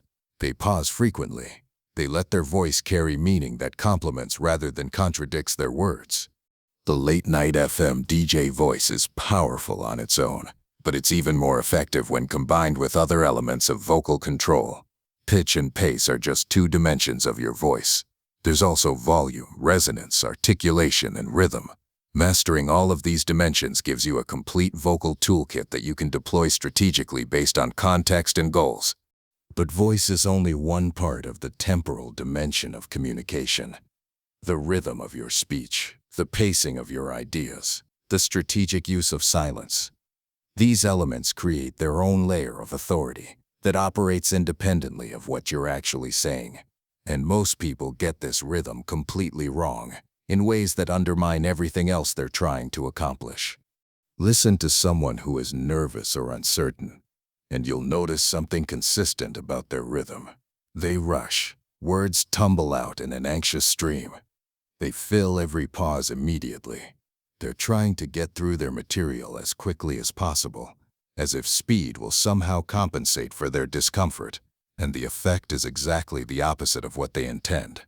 The rushing communicates panic. It makes them harder to understand. It signals that they don't really believe in the importance of what they're saying. Now listen to someone who truly has authority in their domain. They speak more slowly, sometimes painfully slowly, from the perspective of someone who's used to rushing through material. They take their time with each thought. They allow pauses between ideas. They're completely unafraid of silence. And somehow this deliberate pacing makes you lean in rather than tune out. It makes every word feel more important. This is the paradox of authoritative rhythm. Speed doesn't signal competence. Slowness does. Filling every moment with sound doesn't command attention. Strategic silence does. The person who rushes to pack in as much information as possible is usually less persuasive than the person who delivers half as much information at half the speed. There's research backing this up. Studies of perceived intelligence consistently show that slower speakers are rated as more intelligent than faster speakers, up to a point. The optimal pace is around 150 to 160 words per minute, which is noticeably slower than average conversational speed. Below that, you risk sounding sluggish. Above that, you start sounding frantic. Why does slower equal smarter in people's perception? Part of it is the association between thoughtfulness and pace. When you speak slowly, it seems like you're carefully considering each word.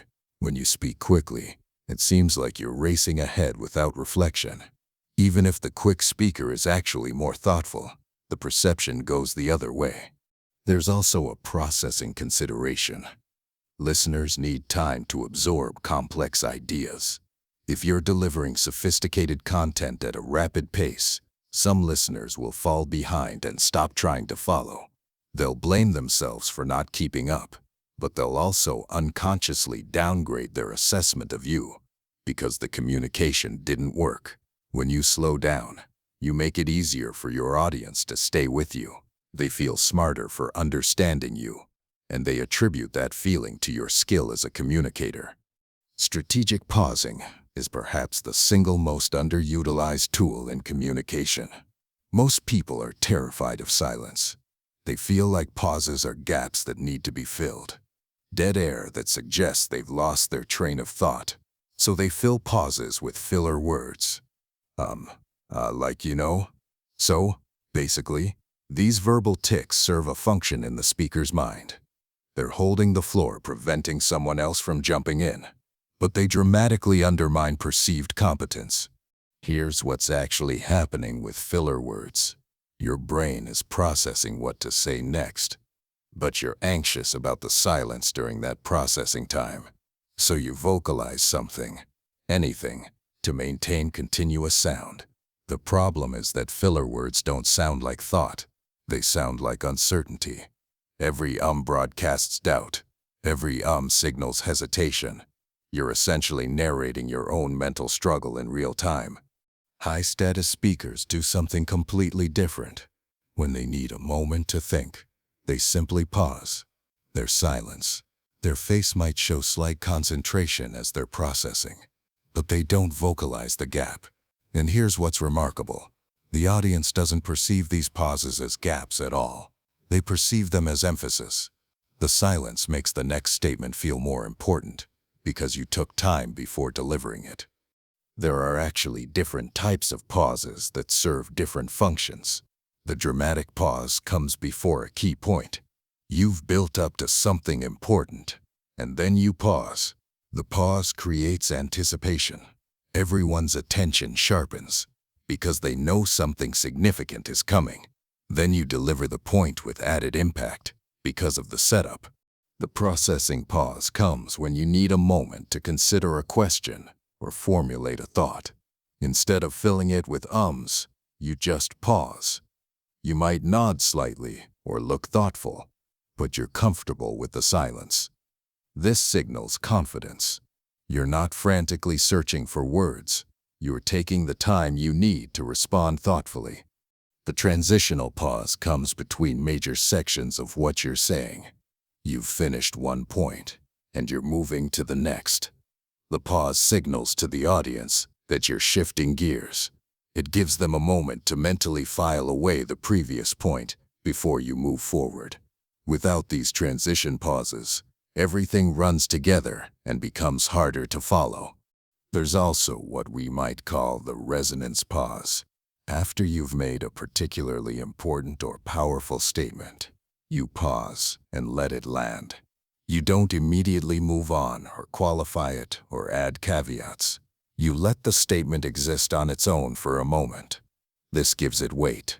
It tells the audience, this matters, sit with it. Learning to pause effectively requires overcoming deep psychological discomfort. Most people experience silence in conversation as awkward or threatening. They worry they're boring people. They worry they've lost the floor and someone else will start talking.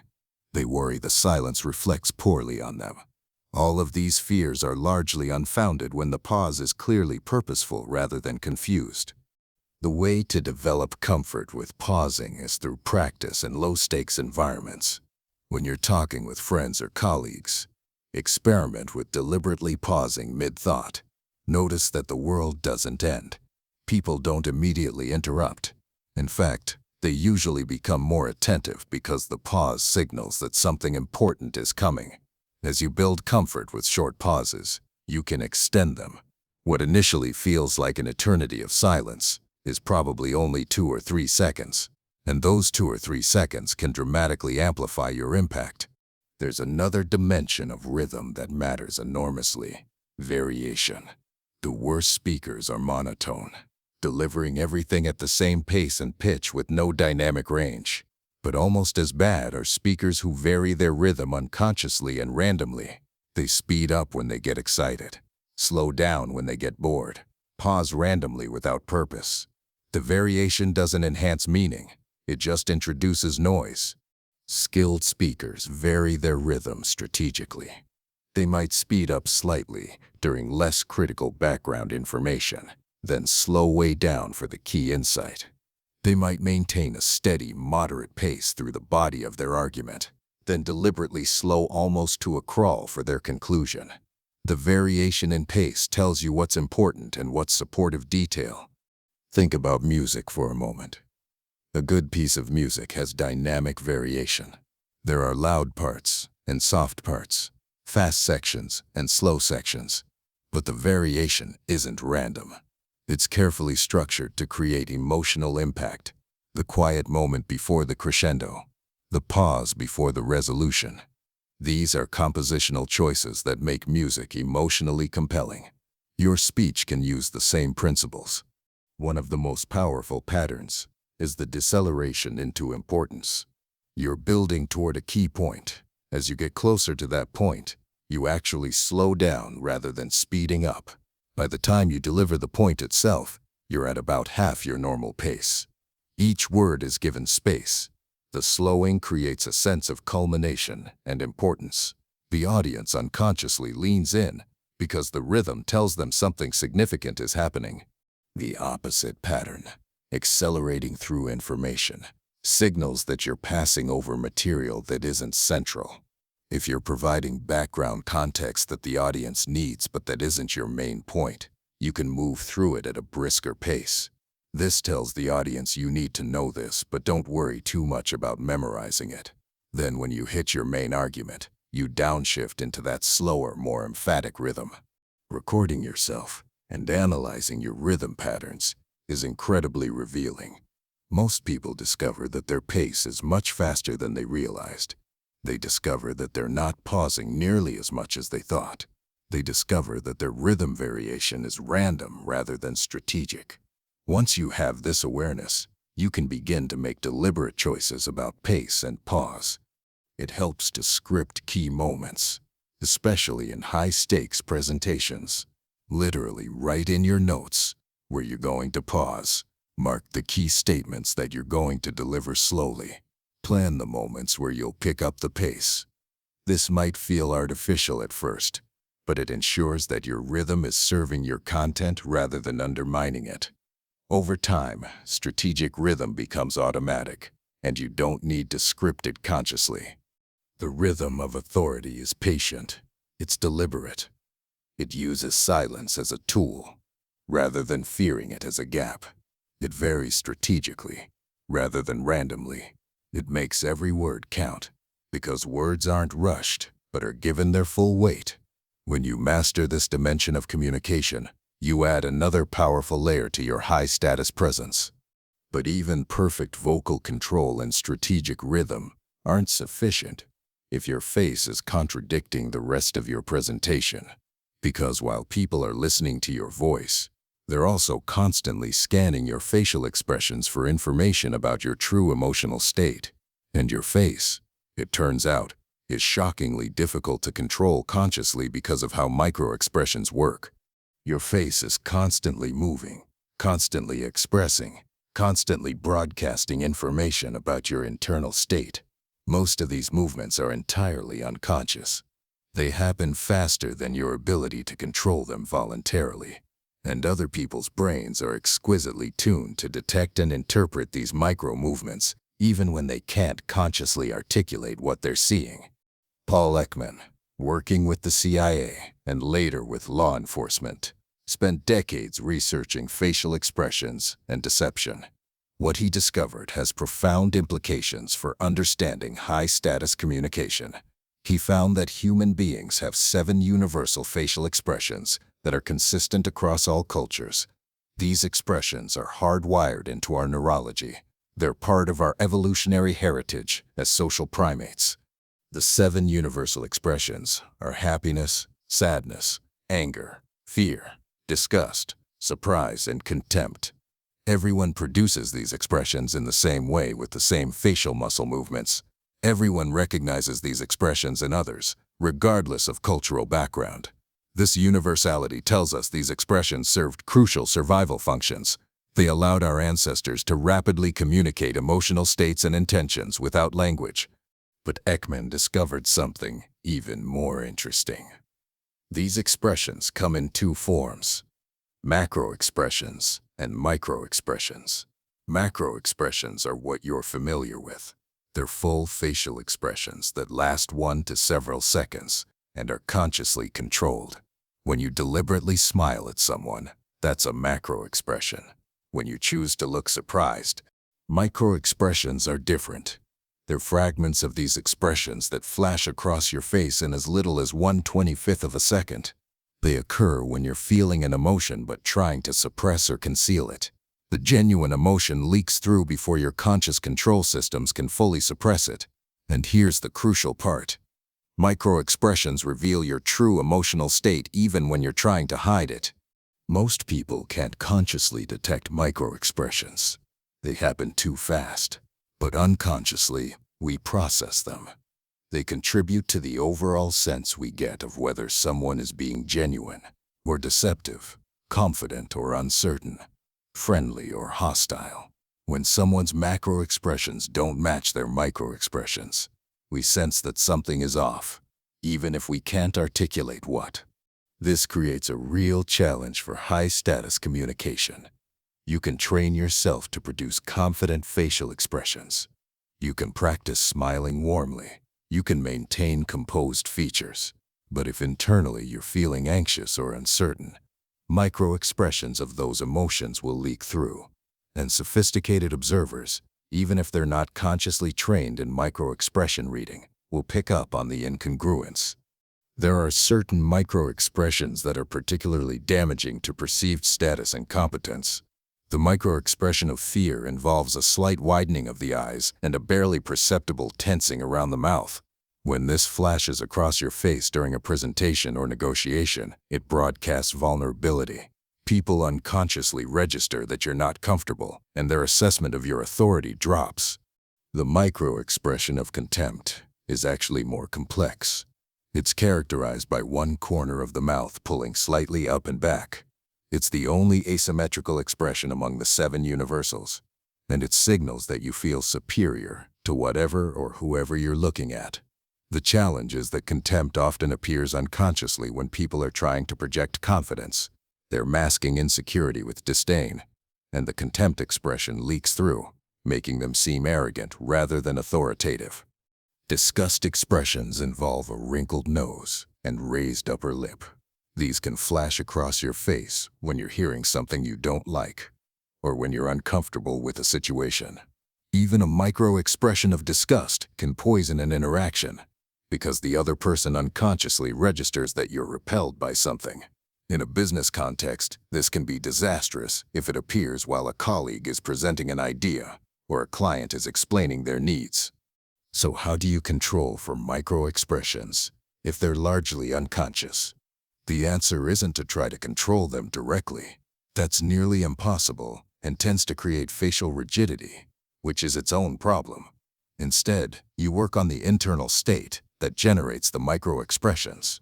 If you can actually feel more confident and less anxious, the micro-expressions will naturally shift.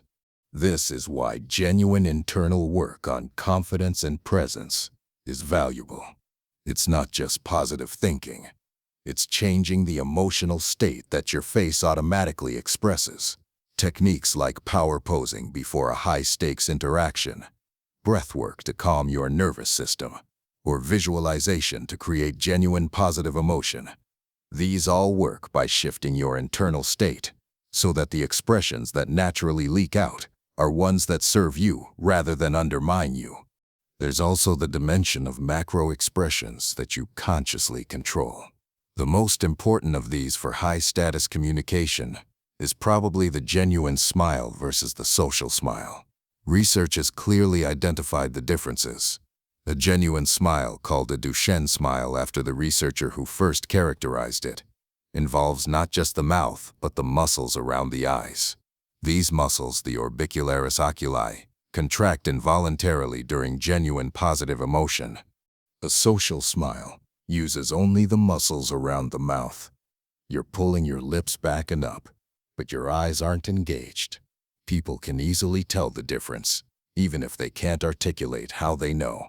Genuine smiles create warmth and trustworthiness. Social smiles often register as fake or forced, creating distance rather than connection. The challenge is that you can't fake a Duchenne smile on command. Those eye muscles don't respond to voluntary control the way mouth muscles do. So how do you smile genuinely when you need to? You cultivate genuine positive emotion. You think about something that actually makes you happy or grateful. You bring that emotion forward, and the genuine smile emerges naturally. This is another case where working on internal state produces better external results than trying to control the external directly. Facial stillness is another powerful element of high-status expression. Low-status faces are often very animated, constantly reacting, constantly seeking approval through expression. High-status faces are generally more composed. There's expression, but it's more measured and deliberate. There isn't constant movement. This doesn't mean being blank or emotionless. It means having control over which expressions you display and when. If someone says something surprising, a genuine flash of surprise is appropriate.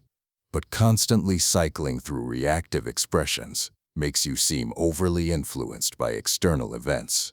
Stillness communicates that you're the source of your own state, rather than being reactive to everything around you. Eyebrow movement is particularly revealing. Raised eyebrows signal surprise, interest, or submission. Lowered eyebrows signal concentration, skepticism, or dominance.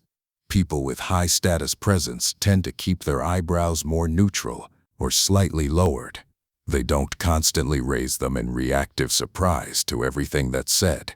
The eyebrow position contributes to an overall impression of being evaluative rather than impressed. Eye contact is technically a facial behavior, though it operates somewhat differently from other expressions. We've mentioned it before, but it deserves emphasis. High-status eye contact is steady and direct without being aggressive. You're not the first to look away. You're comfortable holding someone's gaze, but you're also not staring them down, which can come across as threatening rather than confident.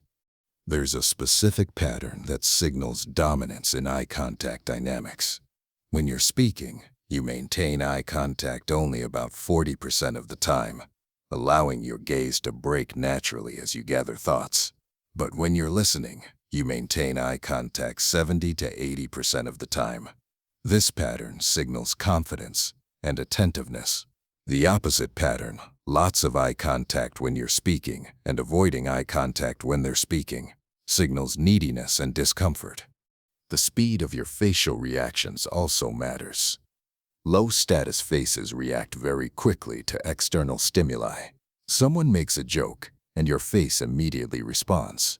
Someone criticizes you and your face immediately shows hurt or defensiveness. High-status faces have a slight delay. There's a moment of processing before the reaction appears. This delay suggests you're choosing your response rather than being involuntarily reactive. Practicing facial control is admittedly strange. It involves a lot of time in front of a mirror or camera, trying different expressions and seeing what they look like. But this self-awareness is valuable. Most people have no idea what their face is doing during conversations. They don't realize they're unconsciously frowning or that their neutral face looks worried. Seeing yourself as others see you is often shocking, but always informative. Video recording yourself during practice presentations, or even during casual conversations, can be incredibly revealing. Watch with the sound off, and just observe your face. Are you smiling too much, like you're seeking approval? Are you too stone-faced, coming across as cold? Are there nervous tics, like lip biting or jaw tensing, that you weren't aware of? Once you see these patterns, you can work on them. The goal with facial expression isn't to become a blank slate or to manufacture fake expressions. The goal is congruence between your internal state and your external expression, combined with enough control that you're not leaking damaging micro-expressions. When your face naturally and genuinely reflects the emotions that serve your communication goals, you've mastered this dimension. But your face exists within a physical body that occupies space, and how you use that space creates another entire layer of status, signaling that most people are completely unaware they're broadcasting. Before we had language, before we had complex vocalizations, our ancestors communicated through space and position. Who stood where, who had access to which territories, whose space could be invaded, and whose was sacrosanct. These spatial dynamics determine social hierarchies, and they still do today, even though we rarely think about them consciously. Edward Hall was an anthropologist who became fascinated by how humans use space and social interaction. In the 1960s, he systematically studied what he called proxemics, the study of human use of space and the effects that population density has on behavior and communication. What he discovered was that humans, like many animals, have invisible boundaries around their bodies, and how these boundaries are respected or violated determines social dynamics. Hall identified 4 distinct zones around each person. The intimate zone extends from physical contact to about 18 inches away. This is the space reserved for romantic partners, very close family, and moments of intense emotional connection. When someone enters this zone without invitation, it's experienced as a violation. When someone you trust is in this zone, it creates a sense of closeness and vulnerability. The personal zone extends from about 18 inches to about 4 feet. This is where most friendly conversations happen. You're close enough to speak at normal volume, pick up on facial expressions and body language, and feel connected. But you're not so close that it's uncomfortable. This is the zone for colleagues you're friendly with, casual social interactions, and most professional conversations. The social zone extends from about 4 feet to 12 feet. This is where more formal interactions occur. Business meetings with people you don't know well, interactions with service providers, classroom settings. At this distance, you can see the whole person clearly, but you're not in intimate or personal space. The distance creates a certain formality and maintains clearer role boundaries. The public zone extends beyond 12 feet. This is for public speaking, performances, or addressing groups. At this distance, you need to amplify your voice and exaggerate your gestures to maintain connection. The distance creates a clear separation between speaker and audience, performer and observer. Now here's where this gets interesting for understanding status dynamics. High-status individuals have more control over these zones than low-status individuals. They can enter others' personal space more freely. Their own space is more protected. They determine proximity rather than having it imposed on them. And this spatial power is constantly being negotiated in every interaction, usually without anyone consciously noticing. Watch what happens when a high-status person enters a room. They move into the space confidently. They claim territory. They might put their belongings down, spreading out a bit. They're comfortable taking up space. Low-status individuals often make themselves smaller. They hover near edges. They keep their belongings tightly contained. They're minimizing their spatial footprint because they're not sure they have the right to claim space. Posture is the foundation of spatial presence. High-status posture is characterized by several specific elements. First, the spine is upright, not rigidly straight, which can look unnatural, but extended, with the crown of the head lifted. This makes you taller and more visible. It also opens your chest, which is unconsciously read as confidence and availability. Second, the shoulders are back and down, not hunched forward. Hunched shoulders make you smaller and signal defensiveness. Open shoulders make you more expansive and signal confidence. There's a subtle pulling back of the shoulder blades that opens the front of the chest. This is the opposite of the protective curling forward that people do when they feel vulnerable. Third, weight is evenly distributed through both feet if you're standing, or evenly through both sitting bones if you're seated. This creates stability. When your weight is uneven or you're shifting around, it signals discomfort and uncertainty. Rootedness, the sense that you're solidly planted, communicates that you belong where you are. Fourth, limbs are generally in open rather than closed positions. Arms aren't crossed over the chest, which creates a barrier. Legs aren't tightly crossed or pulled in. The body takes up space rather than contracting. This openness signals confidence and comfort. It says you don't need to protect yourself because you don't feel threatened. Let's talk about specific postures that leak low status. The fig leaf stance, where hands are clasped in front of the groin, is a protective posture that signals vulnerability. Hands behind the back can signal either authority or subordination, depending on other factors, but often reads as awkward or uncertain. Hands in pockets can signal either casual confidence or nervous hiding, again depending on context, but too often pulls toward the hiding interpretation. Crossed arms are particularly problematic because they're so common and so clearly defensive. Most people who cross their arms don't think they're being defensive. They think they're comfortable, but unconsciously they've created a physical barrier between themselves and others. That barrier is readable as either defensiveness or disapproval. Either way, it creates distance and reduces your warmth, signals significantly. Movement patterns through space also signal status. High-status individuals move deliberately and unhurriedly. They're not rushed. They're not zigzagging around others. They often move in straight lines through space, with others adjusting their paths to accommodate them. Low-status individuals tend to move around high-status individuals, giving them right-of-way unconsciously. There's also the factor of stillness that we've mentioned before in other contexts. High-status bodies are generally stiller.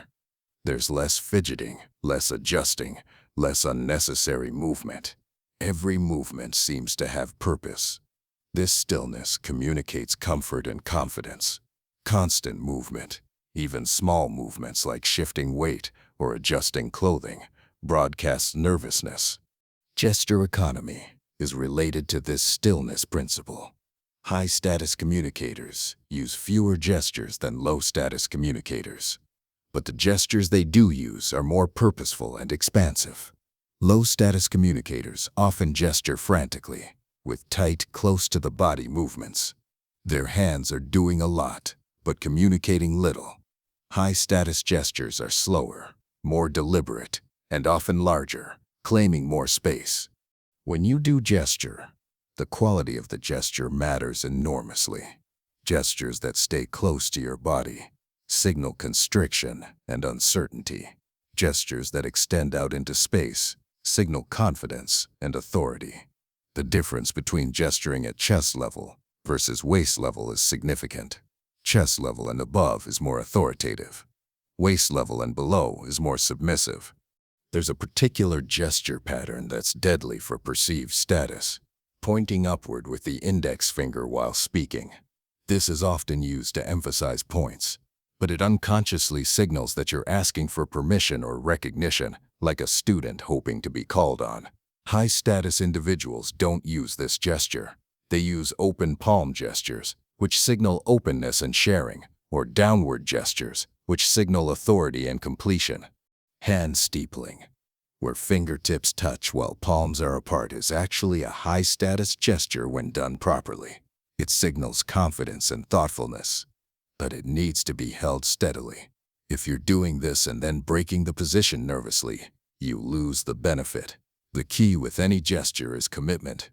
Do it fully and hold it, or don't do it at all. Mirroring is a complex spatial behavior. When people are in rapport, they unconsciously mirror each other's postures and movements. This mirroring can be used strategically to build connection. But there's a status dimension to who mirrors whom.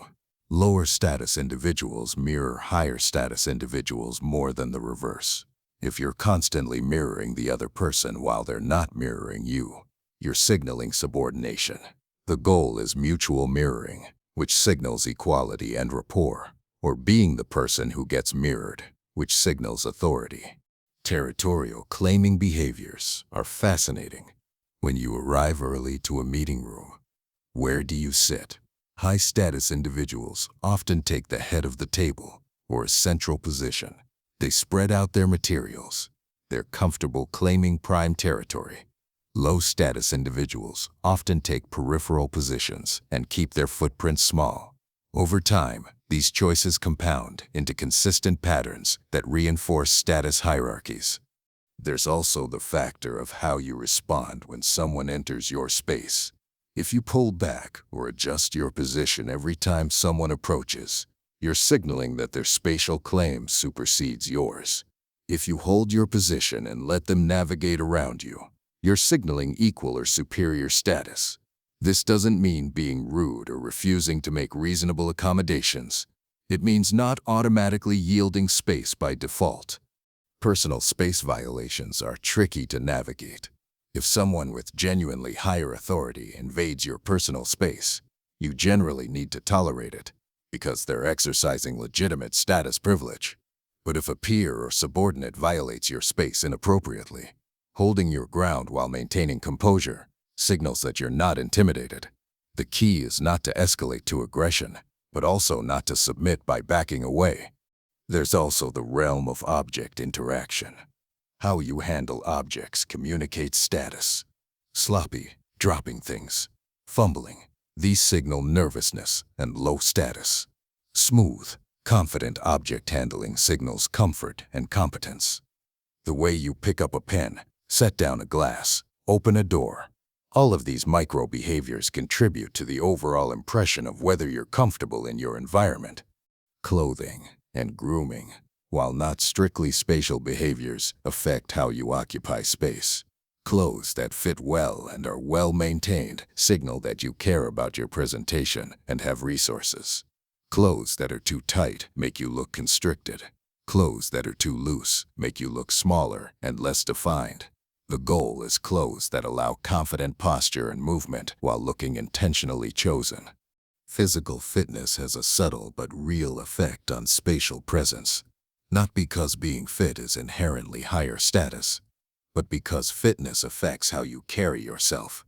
If you're comfortable in your body, if you have reasonable strength and mobility, you move with more confidence. You take up space more comfortably.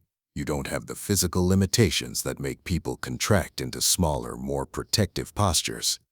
The strategic application of all these spatial principles is to consciously audit your spatial presence.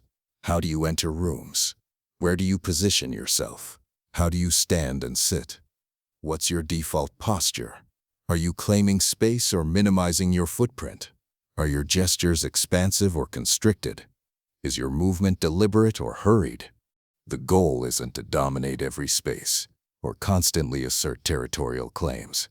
That would be exhausting and socially inappropriate. The goal is to occupy space as if you have the right to be there, because you do. You want to move through the world with the assumption that your presence is welcome and your spatial needs are legitimate. This internal assumption manifests in dozens of small behaviors that collectively create an impression of confidence and authority. Space and body language work in concert with voice and facial expression to create your total presence.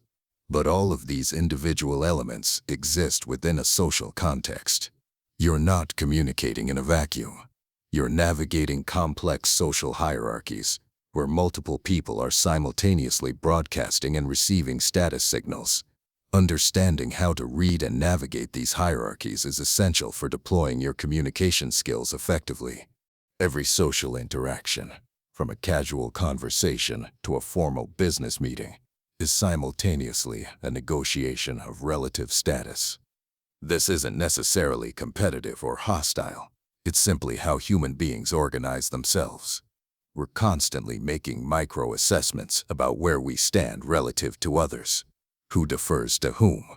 Who speaks first? Whose ideas get taken up? Who has the final say? These questions get answered through the constant exchange of status signals. Social psychologists distinguish between two types of status. Dominance-based status is about power, control, and hierarchy. It's the traditional alpha dynamic, where status comes from the ability to force compliance. Prestige-based status is about respect, admiration, and voluntary deference. It's status that comes from perceived expertise or valuable contributions. Both types exist in human groups, but prestige-based status is generally more stable and sustainable in modern professional contexts. Dominance status is maintained through intimidation and assertiveness. The dominant individual takes what they want, interrupts others, enforces their preferences. This can work in short-term or coercive situations, but it creates resentment and tends to be unstable. As soon as the dominant person shows weakness or loses their ability to enforce their will, others challenge their position. Prestige status is maintained through competence and generosity. The prestigious individual is valued because they have skills or knowledge that benefit the group. Others defer to them because they genuinely respect their judgment, not because they're afraid. This type of status is more stable because it's based on ongoing contribution rather than moment-to-moment enforcement. In most professional contexts, you want to build prestige status rather than dominant status. The problem is that many people don't understand the difference and attempt dominance behaviors when prestige is what's actually valued. They try to establish status through interruption, volume, or aggressive displays. This often backfires, making them seem insecure rather than powerful. Status signaling in conversation is a constant back and forth. Who asks questions versus who provides answers? Who's seeking information and who's providing it? Generally, The person asking questions is in a slightly lower status position in that moment. They're acknowledging a knowledge gap. The person answering is in the higher status position. They have information the other person needs. This is why job interviews create such a clear status dynamic. The interviewer asks questions. The candidate answers. The very structure of the interaction establishes the interviewer as higher status. Skilled candidates find ways to subtly adjust this dynamic by asking their own questions, by occasionally providing information the interviewer didn't ask for but finds valuable, by demonstrating expertise that shifts the interaction toward peer consultation rather than pure evaluation. Interruption patterns also reveal status. Higher status individuals interrupt more and get interrupted less. They can cut into someone else's speaking turn without significant social penalty. Lower status individuals who try to interrupt are often perceived as rude and are shut down. The ability to interrupt successfully is actually a status marker in itself. If you interrupt and people yield the floor to you, you have status. If you interrupt and people talk over you, you don't. Laughter patterns are surprisingly revealing. Who laughs at whose jokes? Typically, lower status individuals laugh more at higher status individuals' humor than the reverse. If you're laughing much more at someone's jokes than they're laughing at yours, you're signaling subordination. Equal status relationships have roughly equal laughter patterns. You find each other equally amusing. Timing patterns signal status. Who waits for whom? Who gets kept waiting? High-status individuals have more control over timing. They can arrive late to meetings with less social penalty. They can make others wait for responses. Low-status individuals are expected to be prompt and responsive. You can actually observe shifts in relative status by watching who starts showing up late or responding slowly. They're testing whether they can claim higher status timing privileges. The direction of attention flow indicates status. In any group conversation, there's usually one or two people that everyone is primarily oriented toward. They're the center of the conversational gravity. Others are watching them, responding to them, seeking their validation. Being the center of attention is a status indicator. Being at the periphery of the attention structure is a marker of lower status in that context.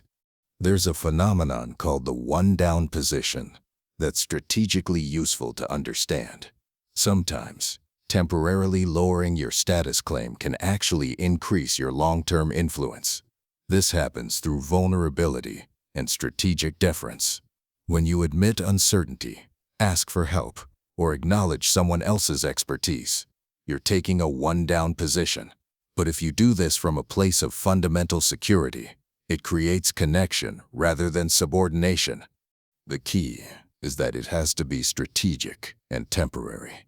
You're choosing to lower your status in a specific moment for a specific purpose, usually to build alliance or gather information. But you're not trapped in the lower position. You can fluidly move back to equal or higher status. People who are rigid about always maintaining superior status miss opportunities for connection and learning. Reading the room is essential for effective status navigation. In any group, there are formal status markers, like titles and positions. But there's also an informal status structure that might be quite different. The person with the most impressive title might not actually be the most influential voice in discussions. Someone without formal authority might be a key opinion leader that others look to for validation. You identify the real status structure by watching the patterns we've been discussing. Who do people look at when something important is said? Who gets interrupted and who doesn't? Whose ideas get taken up and expanded versus whose get politely acknowledged and dropped? Who speaks first on important topics and who waits to hear what others think? These patterns reveal the actual influence structure regardless of formal titles. Strategic status fluidity is about matching your status signals to the context. With peers, you want to signal equal status. You're not trying to dominate, but you're also not submitting. You're in the peer zone where collaboration is possible. With people who have legitimate authority over you, showing appropriate deference is strategic. You acknowledge their position while still maintaining your own dignity and contribution. With people in subordinate positions, the temptation is often to assert dominance, to reinforce the hierarchy. This is usually counterproductive. Better to show prestige-based status by being competent and helpful, rather than dominance-based status by being controlling. People respect and follow prestige much more readily than they obey dominance. There are certain contexts where status hierarchies are explicitly challenged or renegotiated. Someone is jockeying for position. They're testing whether they can claim higher status than they currently have. This shows up as gradual escalation of status signals. They start taking more conversational space. They interrupt more often. They position themselves more centrally. They're seeing if others will accept this new status claim. How you respond to these challenges matters. If you accept a new status claim without pushback, you're conceding higher status to that person. If you push back too aggressively, you risk escalating to open conflict. The skilled move is often to simply maintain your own status signals without directly challenging theirs. You don't submit, but you also don't escalate. You continue operating from your own secure position and let social dynamics sort out the rest. There's tremendous value in being able to shift status deliberately based on goals rather than being locked into one position. Sometimes being the highest status person in the room is strategically valuable. You can make decisions. You can direct conversation. You command attention. But sometimes being slightly lower status is more valuable. You can ask questions without losing face. You can learn without appearing weak. You can build alliances without threatening others. The truly sophisticated communicator moves fluidly through status positions as needed. They can lead when leadership is needed. They can follow when following is strategic. They can be equal when collaboration is the goal. They're not locked into always proving their superiority or always submitting. They use status as a tool, rather than being controlled by status anxiety. Matrix organizations and flat hierarchies create interesting status challenges. Traditional hierarchical status based on formal position is less clear, so informal prestige status becomes even more important. The person who consistently adds value, who solves problems, who helps others succeed, builds prestige status that can exceed formal positional status. This is increasingly the case in knowledge work environments. Cultural differences in status signaling are real and significant. Different cultures have different norms about directness, about hierarchy, about proper deference behaviors. What signals confident authority in one culture might signal arrogant disrespect in another. If you're operating across cultures, you need to study and adapt to local status norms rather than assuming your home culture's signals will translate. The strategic insight is that status is not fixed. It's constantly being negotiated through these micro-behaviors and interaction patterns. You're not locked into whatever status position you currently occupy. You can shift that position through deliberate adjustment of your signaling behaviors. But you need to do this strategically and authentically, not through crude dominance displays. Understanding status dynamics helps you deploy all the other skills we've discussed more effectively. You calibrate your power presence warmth balance based on where you are in the status structure. You adjust your vocal patterns based on whether you're leading, collaborating, or learning. You modify your spatial presence based on the context and the people involved. All of these individual skills exist within the larger social context of status negotiation. But knowing all these principles intellectually is very different from being able to execute them in real time. There's a significant integration challenge. How do you take all these separate elements, vocal tone, facial expression, body language, status awareness, and combine them into fluid, natural communication? That's the question we need to address next. If you've absorbed everything we've covered so far, you might be feeling two contradictory things simultaneously. First, excitement about understanding these principles and seeing how they explain dynamics you've experienced but couldn't articulate. Second, overwhelming anxiety about how you could possibly consciously manage all these variables in real-time communication. Voice, face, body, status, timing, presence. How can anyone keep track of all that while also actually communicating? This is what researchers call the conscious competence stage of learning. You know what you're supposed to do, but executing it requires intense focus. You're manually controlling behaviors that need to become automatic. And here's the brutal truth. During this stage, you often get worse before you get better. You're so busy monitoring your own performance that you lose presence. The very thing you're trying to achieve, natural, confident communication, becomes stiff and performative. This is the uncanny valley of charisma. You're executing the right behaviors technically, but something feels off. People sense that you're performing rather than being.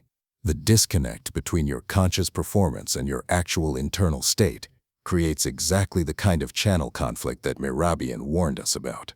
Your behaviors say confident, but your underlying anxiety about getting the behaviors right leaks through. So how do you move through this challenging phase toward genuine integration? The answer lies in understanding how motor learning and skill acquisition work. When you're learning any complex skill, playing piano, learning a sport, speaking a new language, you go through predictable stages. Initially, every element requires conscious attention. Over time, elements become automatic. Eventually, the entire skill becomes fluid and unconscious. The key is to not try to integrate everything at once. Instead, you work on individual components until they become automatic, then gradually combine them. This is called chunking in cognitive psychology. You practice small chunks until they're automatic, then link chunks together into larger sequences until eventually the entire complex behavior flows naturally. So you might spend 2 weeks just working on your vocal tone. You practice the late-night FM DJ voice in low-stakes conversations. You record yourself and listen back. You notice when your pitch rises with anxiety and consciously bring it back down. You do this until lower pitch and downward inflection start feeling natural rather than forced. Then you might spend time specifically on pausing and rhythm. You practice letting silence exist. You deliberately slow your pace. You mark your notes with pause points. You do this until strategic pausing feels comfortable rather than terrifying. Now you've got 2 chunks, vocal tone and rhythm, that are becoming automatic. Next, you might work on postural presence. You practice entering rooms. You work on your standing and sitting posture. You notice when you make yourself small and consciously take up more space. You do stillness exercises, where you practice just being comfortable in your body without fidgeting. This becomes another chunk that's moving toward automaticity. As each element becomes more automatic, you can start combining them. Vocal tone plus rhythm, posture plus facial expression. Eventually, these combinations themselves become chunked, and you're operating at a higher level of integration. You're not thinking about individual behaviors. You're thinking about the effect you want to create, and the behaviors flow naturally to create that effect. This process takes time, not days or weeks, but months. Research on skill acquisition suggests it takes somewhere between 3 months and 2 years of consistent practice for complex social skills to become truly automatic. This isn't what most people want to hear. They want instant transformation. But the reality is that genuine, sustainable change in how you show up requires patience and persistent practice. There's something called the authenticity paradox that's crucial to understand. At first, these behaviors will feel fake. You're deliberately creating a performance. You're not being yourself. You're playing a role. This feels uncomfortable because we value authenticity highly. We don't want to be phony. So there's internal resistance to the very process of change. But here's the paradox. If you persist through this discomfort, the performed behaviors eventually become authentic. They become part of who you are. The role you were playing becomes your reality. This isn't being fake. It's expanding your behavioral repertoire. It's growing into a new version of yourself that's more capable of achieving your goals. Think about it this way. If you learned a new language, would that be inauthentic? No. It's a new skill that expands your capability. If you learn to play an instrument, is that fake? No. It's a developed ability. Learning high-status communication is the same. You're acquiring new capabilities that genuinely become part of you. The process of integration is helped enormously by getting feedback. You need external perspective on how you're actually coming across versus how you think you're coming across. Video recording is brutal, but incredibly valuable. Most people are shocked when they see themselves on video. That's not how I thought I looked. That's not how I thought I sounded. The gap between internal perception and external reality is usually significant. Start recording yourself in practice scenarios. Just talking to a camera about a topic you know well, giving a mock presentation, having a recorded conversation with a friend who knows you're working on communication skills. Then watch the recordings and watch them critically. Not to beat yourself up, but to see objectively what behaviors are working and what aren't. You can also work with a coach or mentor who can give you real-time feedback. Someone who will tell you when your vocal pitch rises, when your posture collapses, when your face shows anxiety. This immediate feedback creates much faster learning than trying to self-correct from memory after an interaction is over. Another integration strategy is to start with low-stakes practice environments before moving to high-stakes situations. Don't try to implement all these changes in your most important job interview or biggest presentation. Practice in casual conversations with friends. Practice in routine business interactions. Practice in situations where the outcome doesn't matter much. Build competence and confidence in safe environments before taking these skills into pressure situations. Context switching is another integration challenge.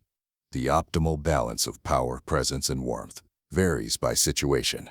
A keynote speech requires different calibration than a one-on-one coaching conversation. A negotiation requires different status signaling than a collaborative brainstorming session. Part of integration is developing the ability to read context and adjust your approach accordingly. This requires building a broader behavioral range. You don't want just one communication mode, even if it's a good one. You want to be able to dial different elements up or down based on what the situation requires. Sometimes you need maximum power with moderate warmth. Sometimes you need maximum warmth with moderate power. Sometimes you're in pure presence mode, just listening and being with someone without any performance of power or warmth. The flexibility to move through these modes comes from having practiced all the components. You can't dial something up or down if you've never practiced it. So part of the practice process is experimenting with extremes. Practice being very still and very powerful. Practice being extremely warm and engaging. Practice intense presence where you're completely absorbed in the other person. Build out your range, then learn to calibrate it to context. There's also the challenge of maintaining these behaviors under stress. When things are going well, you can probably maintain good form. But what happens when you're nervous, tired, or under pressure? Most people revert to old patterns. The vocal pitch goes back up. The body language contracts. The face shows anxiety. This is normal. Under stress, you default to your most automatic patterns, which are your oldest patterns. The solution is to practice these new behaviors specifically under stress conditions. Create artificial pressure in practice scenarios. Give presentations where there's a timer and consequences for going over. Have conversations where there's conflict or disagreement. Put yourself in mildly uncomfortable situations while maintaining your high-status communication behaviors. This trains your nervous system to keep the new patterns active even when the sympathetic system is aroused. Breathing is a powerful tool for maintaining composure under stress. When you're anxious, your breathing becomes shallow and rapid. This feeds back into anxiety, creating a cycle. If you can maintain slow, deep breathing, you can actually down-regulate your stress response.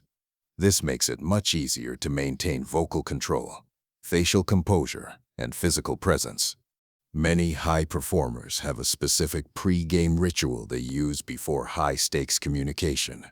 This might include breathing exercises, power posing, vocal warm-ups, mental rehearsal, or deliberate emotional state cultivation. The ritual serves to prime their nervous system for the performance ahead. It's a bridge from ordinary state to performance state. Having this ritual helps ensure you show up in the right state rather than just hoping anxiety doesn't sabotage you. The integration phase is also where you start to experience the positive feedback loops. As your communication improves, you get better responses from others. People are more engaged. They treat you with more respect. Opportunities expand. This positive feedback makes the new behaviors more rewarding, which makes them easier to maintain. The external results start to match your internal development. But you might also experience some awkward social adjustments. If people are used to you showing up one way, and suddenly you're showing up differently, they might be confused or even resistant. Some relationships are based on a particular status dynamic. If you change that dynamic by claiming more status, the relationship might need to renegotiate, or it might end. This is uncomfortable, but often necessary for growth. The other integration challenge is maintaining these skills over time. It's one thing to learn them, it's another to keep them sharp. Like any skill, if you stop practicing, you'll regress. This doesn't mean you need to be constantly vigilant forever. Once skills are truly integrated, they're pretty stable, but you do need periodic tune-ups. Recording yourself occasionally, getting feedback from trusted colleagues, being mindful when you notice old patterns creeping back in. One useful practice is to have a post-interaction reflection habit. After important conversations or presentations, take a few minutes to reflect. What went well? What could have been better? Did I maintain my vocal control? Was I truly present? Did I navigate the status dynamics effectively? This reflection reinforces learning and helps you calibrate for the next interaction. The ultimate integration is when these behaviors become truly automatic, and you can focus on higher-level strategic concerns. You're not thinking about whether to pause or where to place your hands. Those behaviors are just happening correctly. Your conscious attention is on reading the other person, understanding their needs, finding the right message to convey. You're using your communication skills unconsciously, while your conscious mind focuses on content and strategy.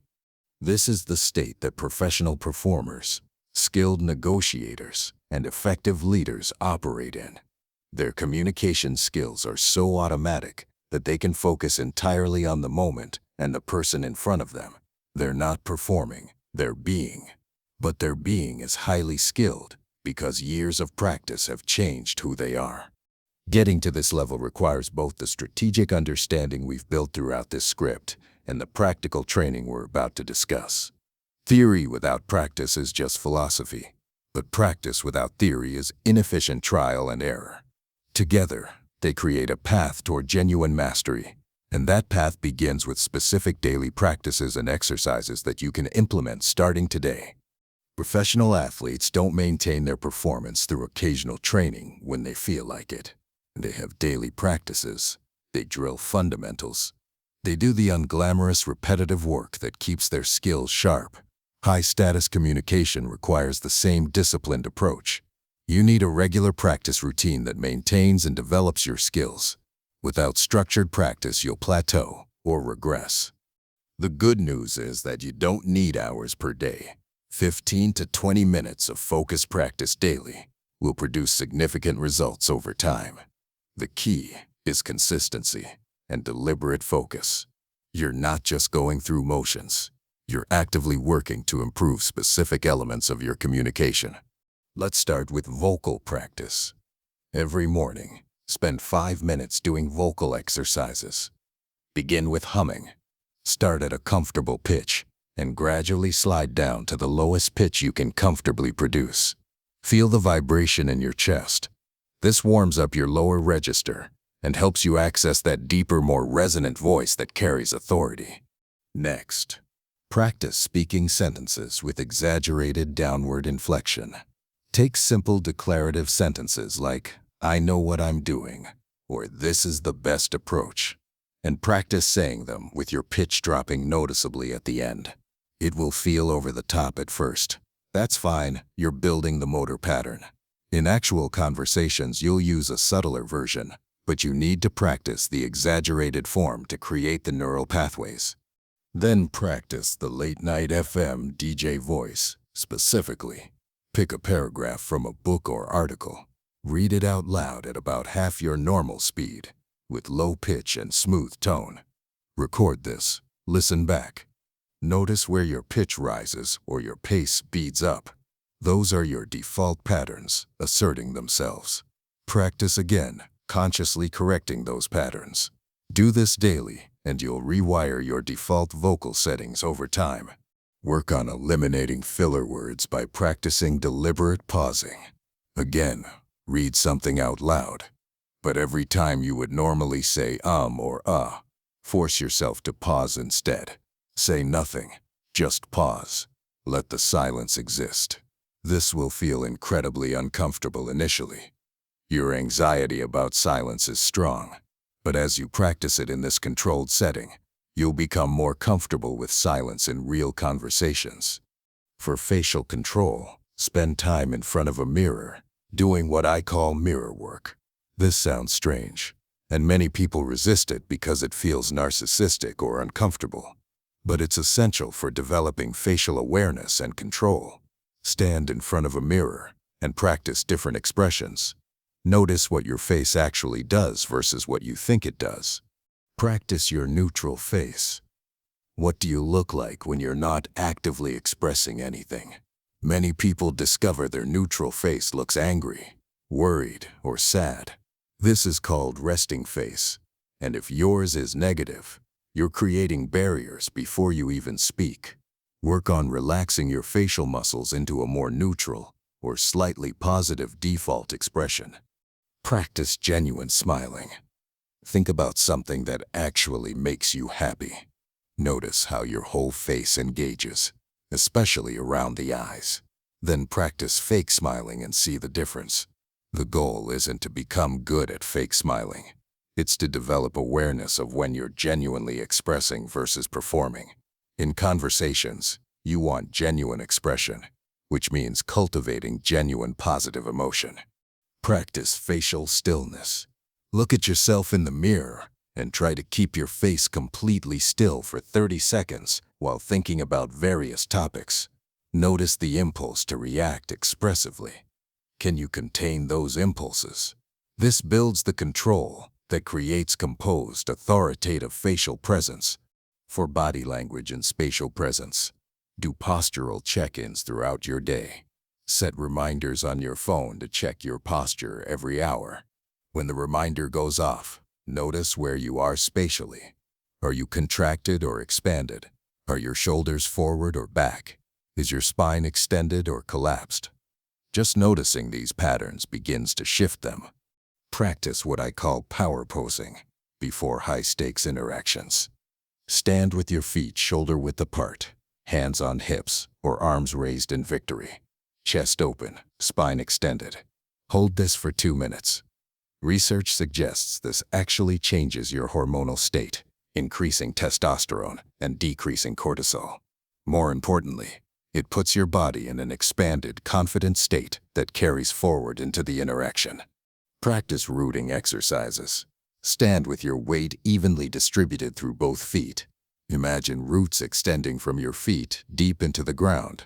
Sway slightly and notice how stable you feel. This physical sense of being grounded translates into psychological groundedness. When you feel rooted, you're less likely to fidget or make unnecessary adjustments. Work on gesture economy. Video record yourself talking about a topic. Watch it back and count how many gestures you make. Then do it again, cutting the number of gestures in half, but making each one more deliberate and extended. You want fewer, bigger, more purposeful gestures, rather than lots of small, tight movements. For presence and attention training, practice mindfulness meditation. This doesn't need to be mystical or spiritual. It's simply training your ability to focus attention and notice when it wanders. Sit comfortably, focus on your breath, and when your mind wanders, gently bring it back to the breath. Start with just 5 minutes daily. This trains the mental muscle that allows you to be fully present in conversations. Practice what's called active listening in conversations. Your goal is to understand so completely that you could accurately repeat back what the other person said in your own words. This requires complete presence. You can't be planning your response while you're genuinely listening. This exercise trains you to be fully there with another person, rather than waiting for your turn to talk.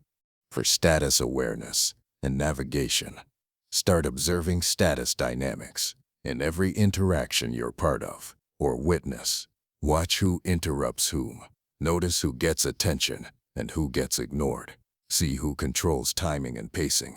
You're developing perceptual skills that allow you to read rooms and navigate status structures more effectively. Practice status fluidity by deliberately taking different status positions in low-stakes interactions. In one conversation, practice operating from high-status presence. Be the authority. In the next, practice deliberate one-down positioning. Ask questions. Seek guidance. Notice how each position feels and how others respond. The goal is to be comfortable in any position and able to shift as needed. Do video analysis of your actual interactions when possible. Record a presentation or have someone record a conversation where you know you'll be speaking significantly. Then watch it with a critical but constructive eye. Use a rubric based on everything we've covered. How's your vocal tone, your pacing, your facial expressions, your body language, your presence? Identify your top 2 weaknesses and focus practice time on those specifically. Create low-stakes field testing opportunities. These are real-world situations where you can practice your skills, but the outcome doesn't matter much. Casual conversations with strangers. Networking events for industries you're not part of. Volunteer to give presentations at community groups. These are your laboratory for experimenting with behaviors before you need them in high-stakes settings. Join a group like Toastmasters, where you'll get regular opportunities to practice public speaking and receive feedback. Or find a practice partner, someone else who's working on communication skills, and commit to meeting weekly for mutual practice and feedback. The accountability and external perspective accelerate your development significantly. Establish a 90-day practice cycle. Mark on your calendar where you are now and where you'll be in 90 days. At the 90-day mark, do a comprehensive self-assessment. Record yourself in multiple contexts. Get feedback from trusted colleagues. Assess your progress honestly. Then set new goals for the next 90 days based on where you still need improvement. Expect the first 90 days to feel awkward. You're in the conscious incompetence and conscious competence stages. You know what you should do, but executing it takes intense focus and often doesn't feel natural. Stay committed through this phase. The second 90 days will feel much better. Skills are starting to integrate. The third 90-day cycle is often where breakthrough happens. Behaviors that required intense focus are now becoming automatic. By 6 to 12 months of consistent practice, you should notice significant differences in how people respond to you. You're being taken more seriously. You're commanding more attention. People are more engaged in conversations with you. Opportunities are appearing that weren't available before. These external results confirm that your internal development is translating into real-world impact. Track your progress in a journal. After each practice session and after important interactions, write a few notes. What did you work on?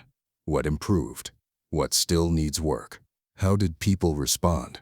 This documentation helps you see progress over time, which is motivating when you're in the middle of the learning curve and it feels like nothing is changing. Remember that setbacks are normal. You'll have interactions where you revert to old patterns. You'll have days where nothing feels like it's working. This doesn't mean you're failing or that the system doesn't work.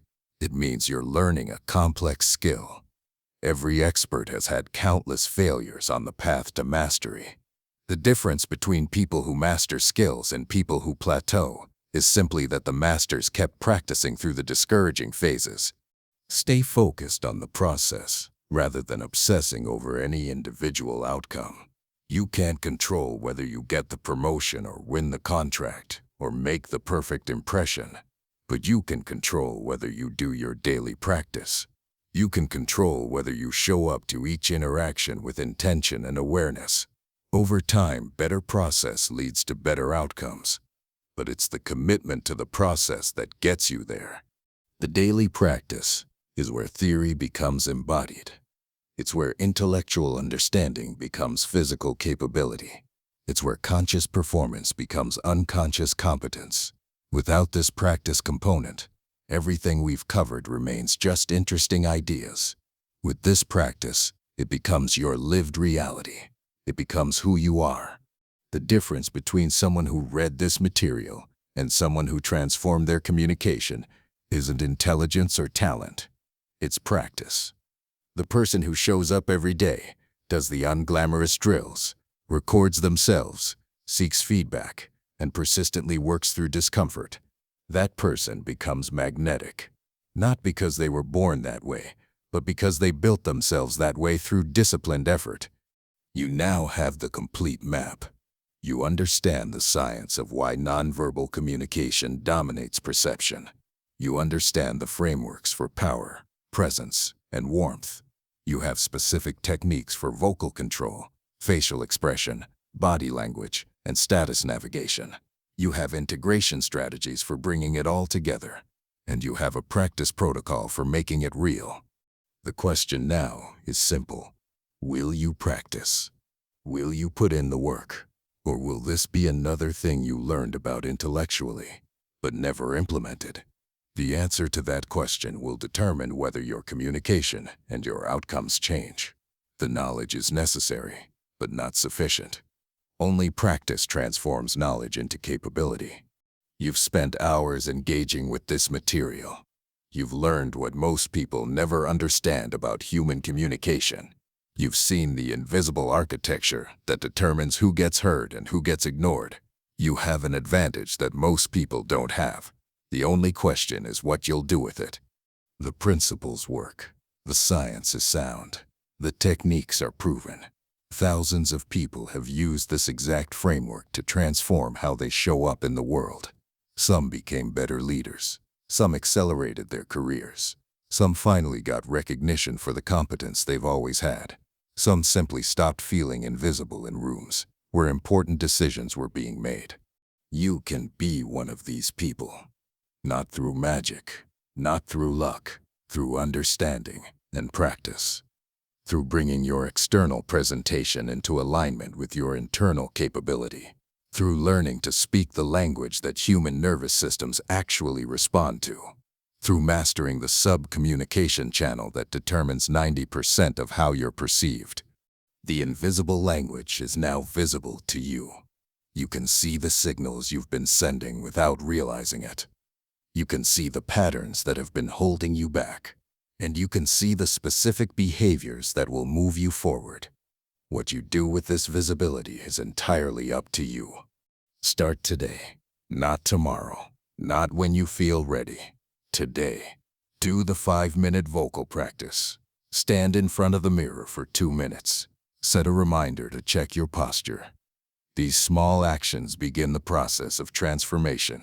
They activate your commitment. They shift you from consumer of information to practitioner of a skill. The journey to high-status communication isn't short or easy, but it's absolutely possible. Every person you admire for their presence and charisma got there through some combination of natural tendency and developed skill. Even those who seem natural were shaped by thousands of interactions that taught them what works. You're now equipped to compress that learning timeline by understanding the principles explicitly rather than learning them through trial and error. 6 months from now, if you practice consistently, you'll barely recognize how you used to show up. Your voice will have dropped. Your pace will have slowed. Your body will take up space comfortably. Your face will show composed confidence. Your presence will draw people in, and opportunities that currently seem out of reach will start becoming available. This isn't about becoming someone else. It's about becoming fully yourself. It's about removing the barriers that have been hiding your true capability. It's about making your inner quality visible through the channels that people actually use to perceive quality. It's about finally being seen for who you actually are. The room is full of people sending signals they don't know they're sending. They're broadcasting their uncertainty, their lack of presence, their uncomfortable relationship with their own authority, and they're wondering why they're not getting the results they deserve. You now know what they don't know. You can see what they can't see. You have the ability to master what they're leaving to chance. This is your advantage. Use it, practice it, embody it, make it real, because the world needs competent people who can also communicate their competence. The world needs valuable ideas that are delivered in ways that allow them to land.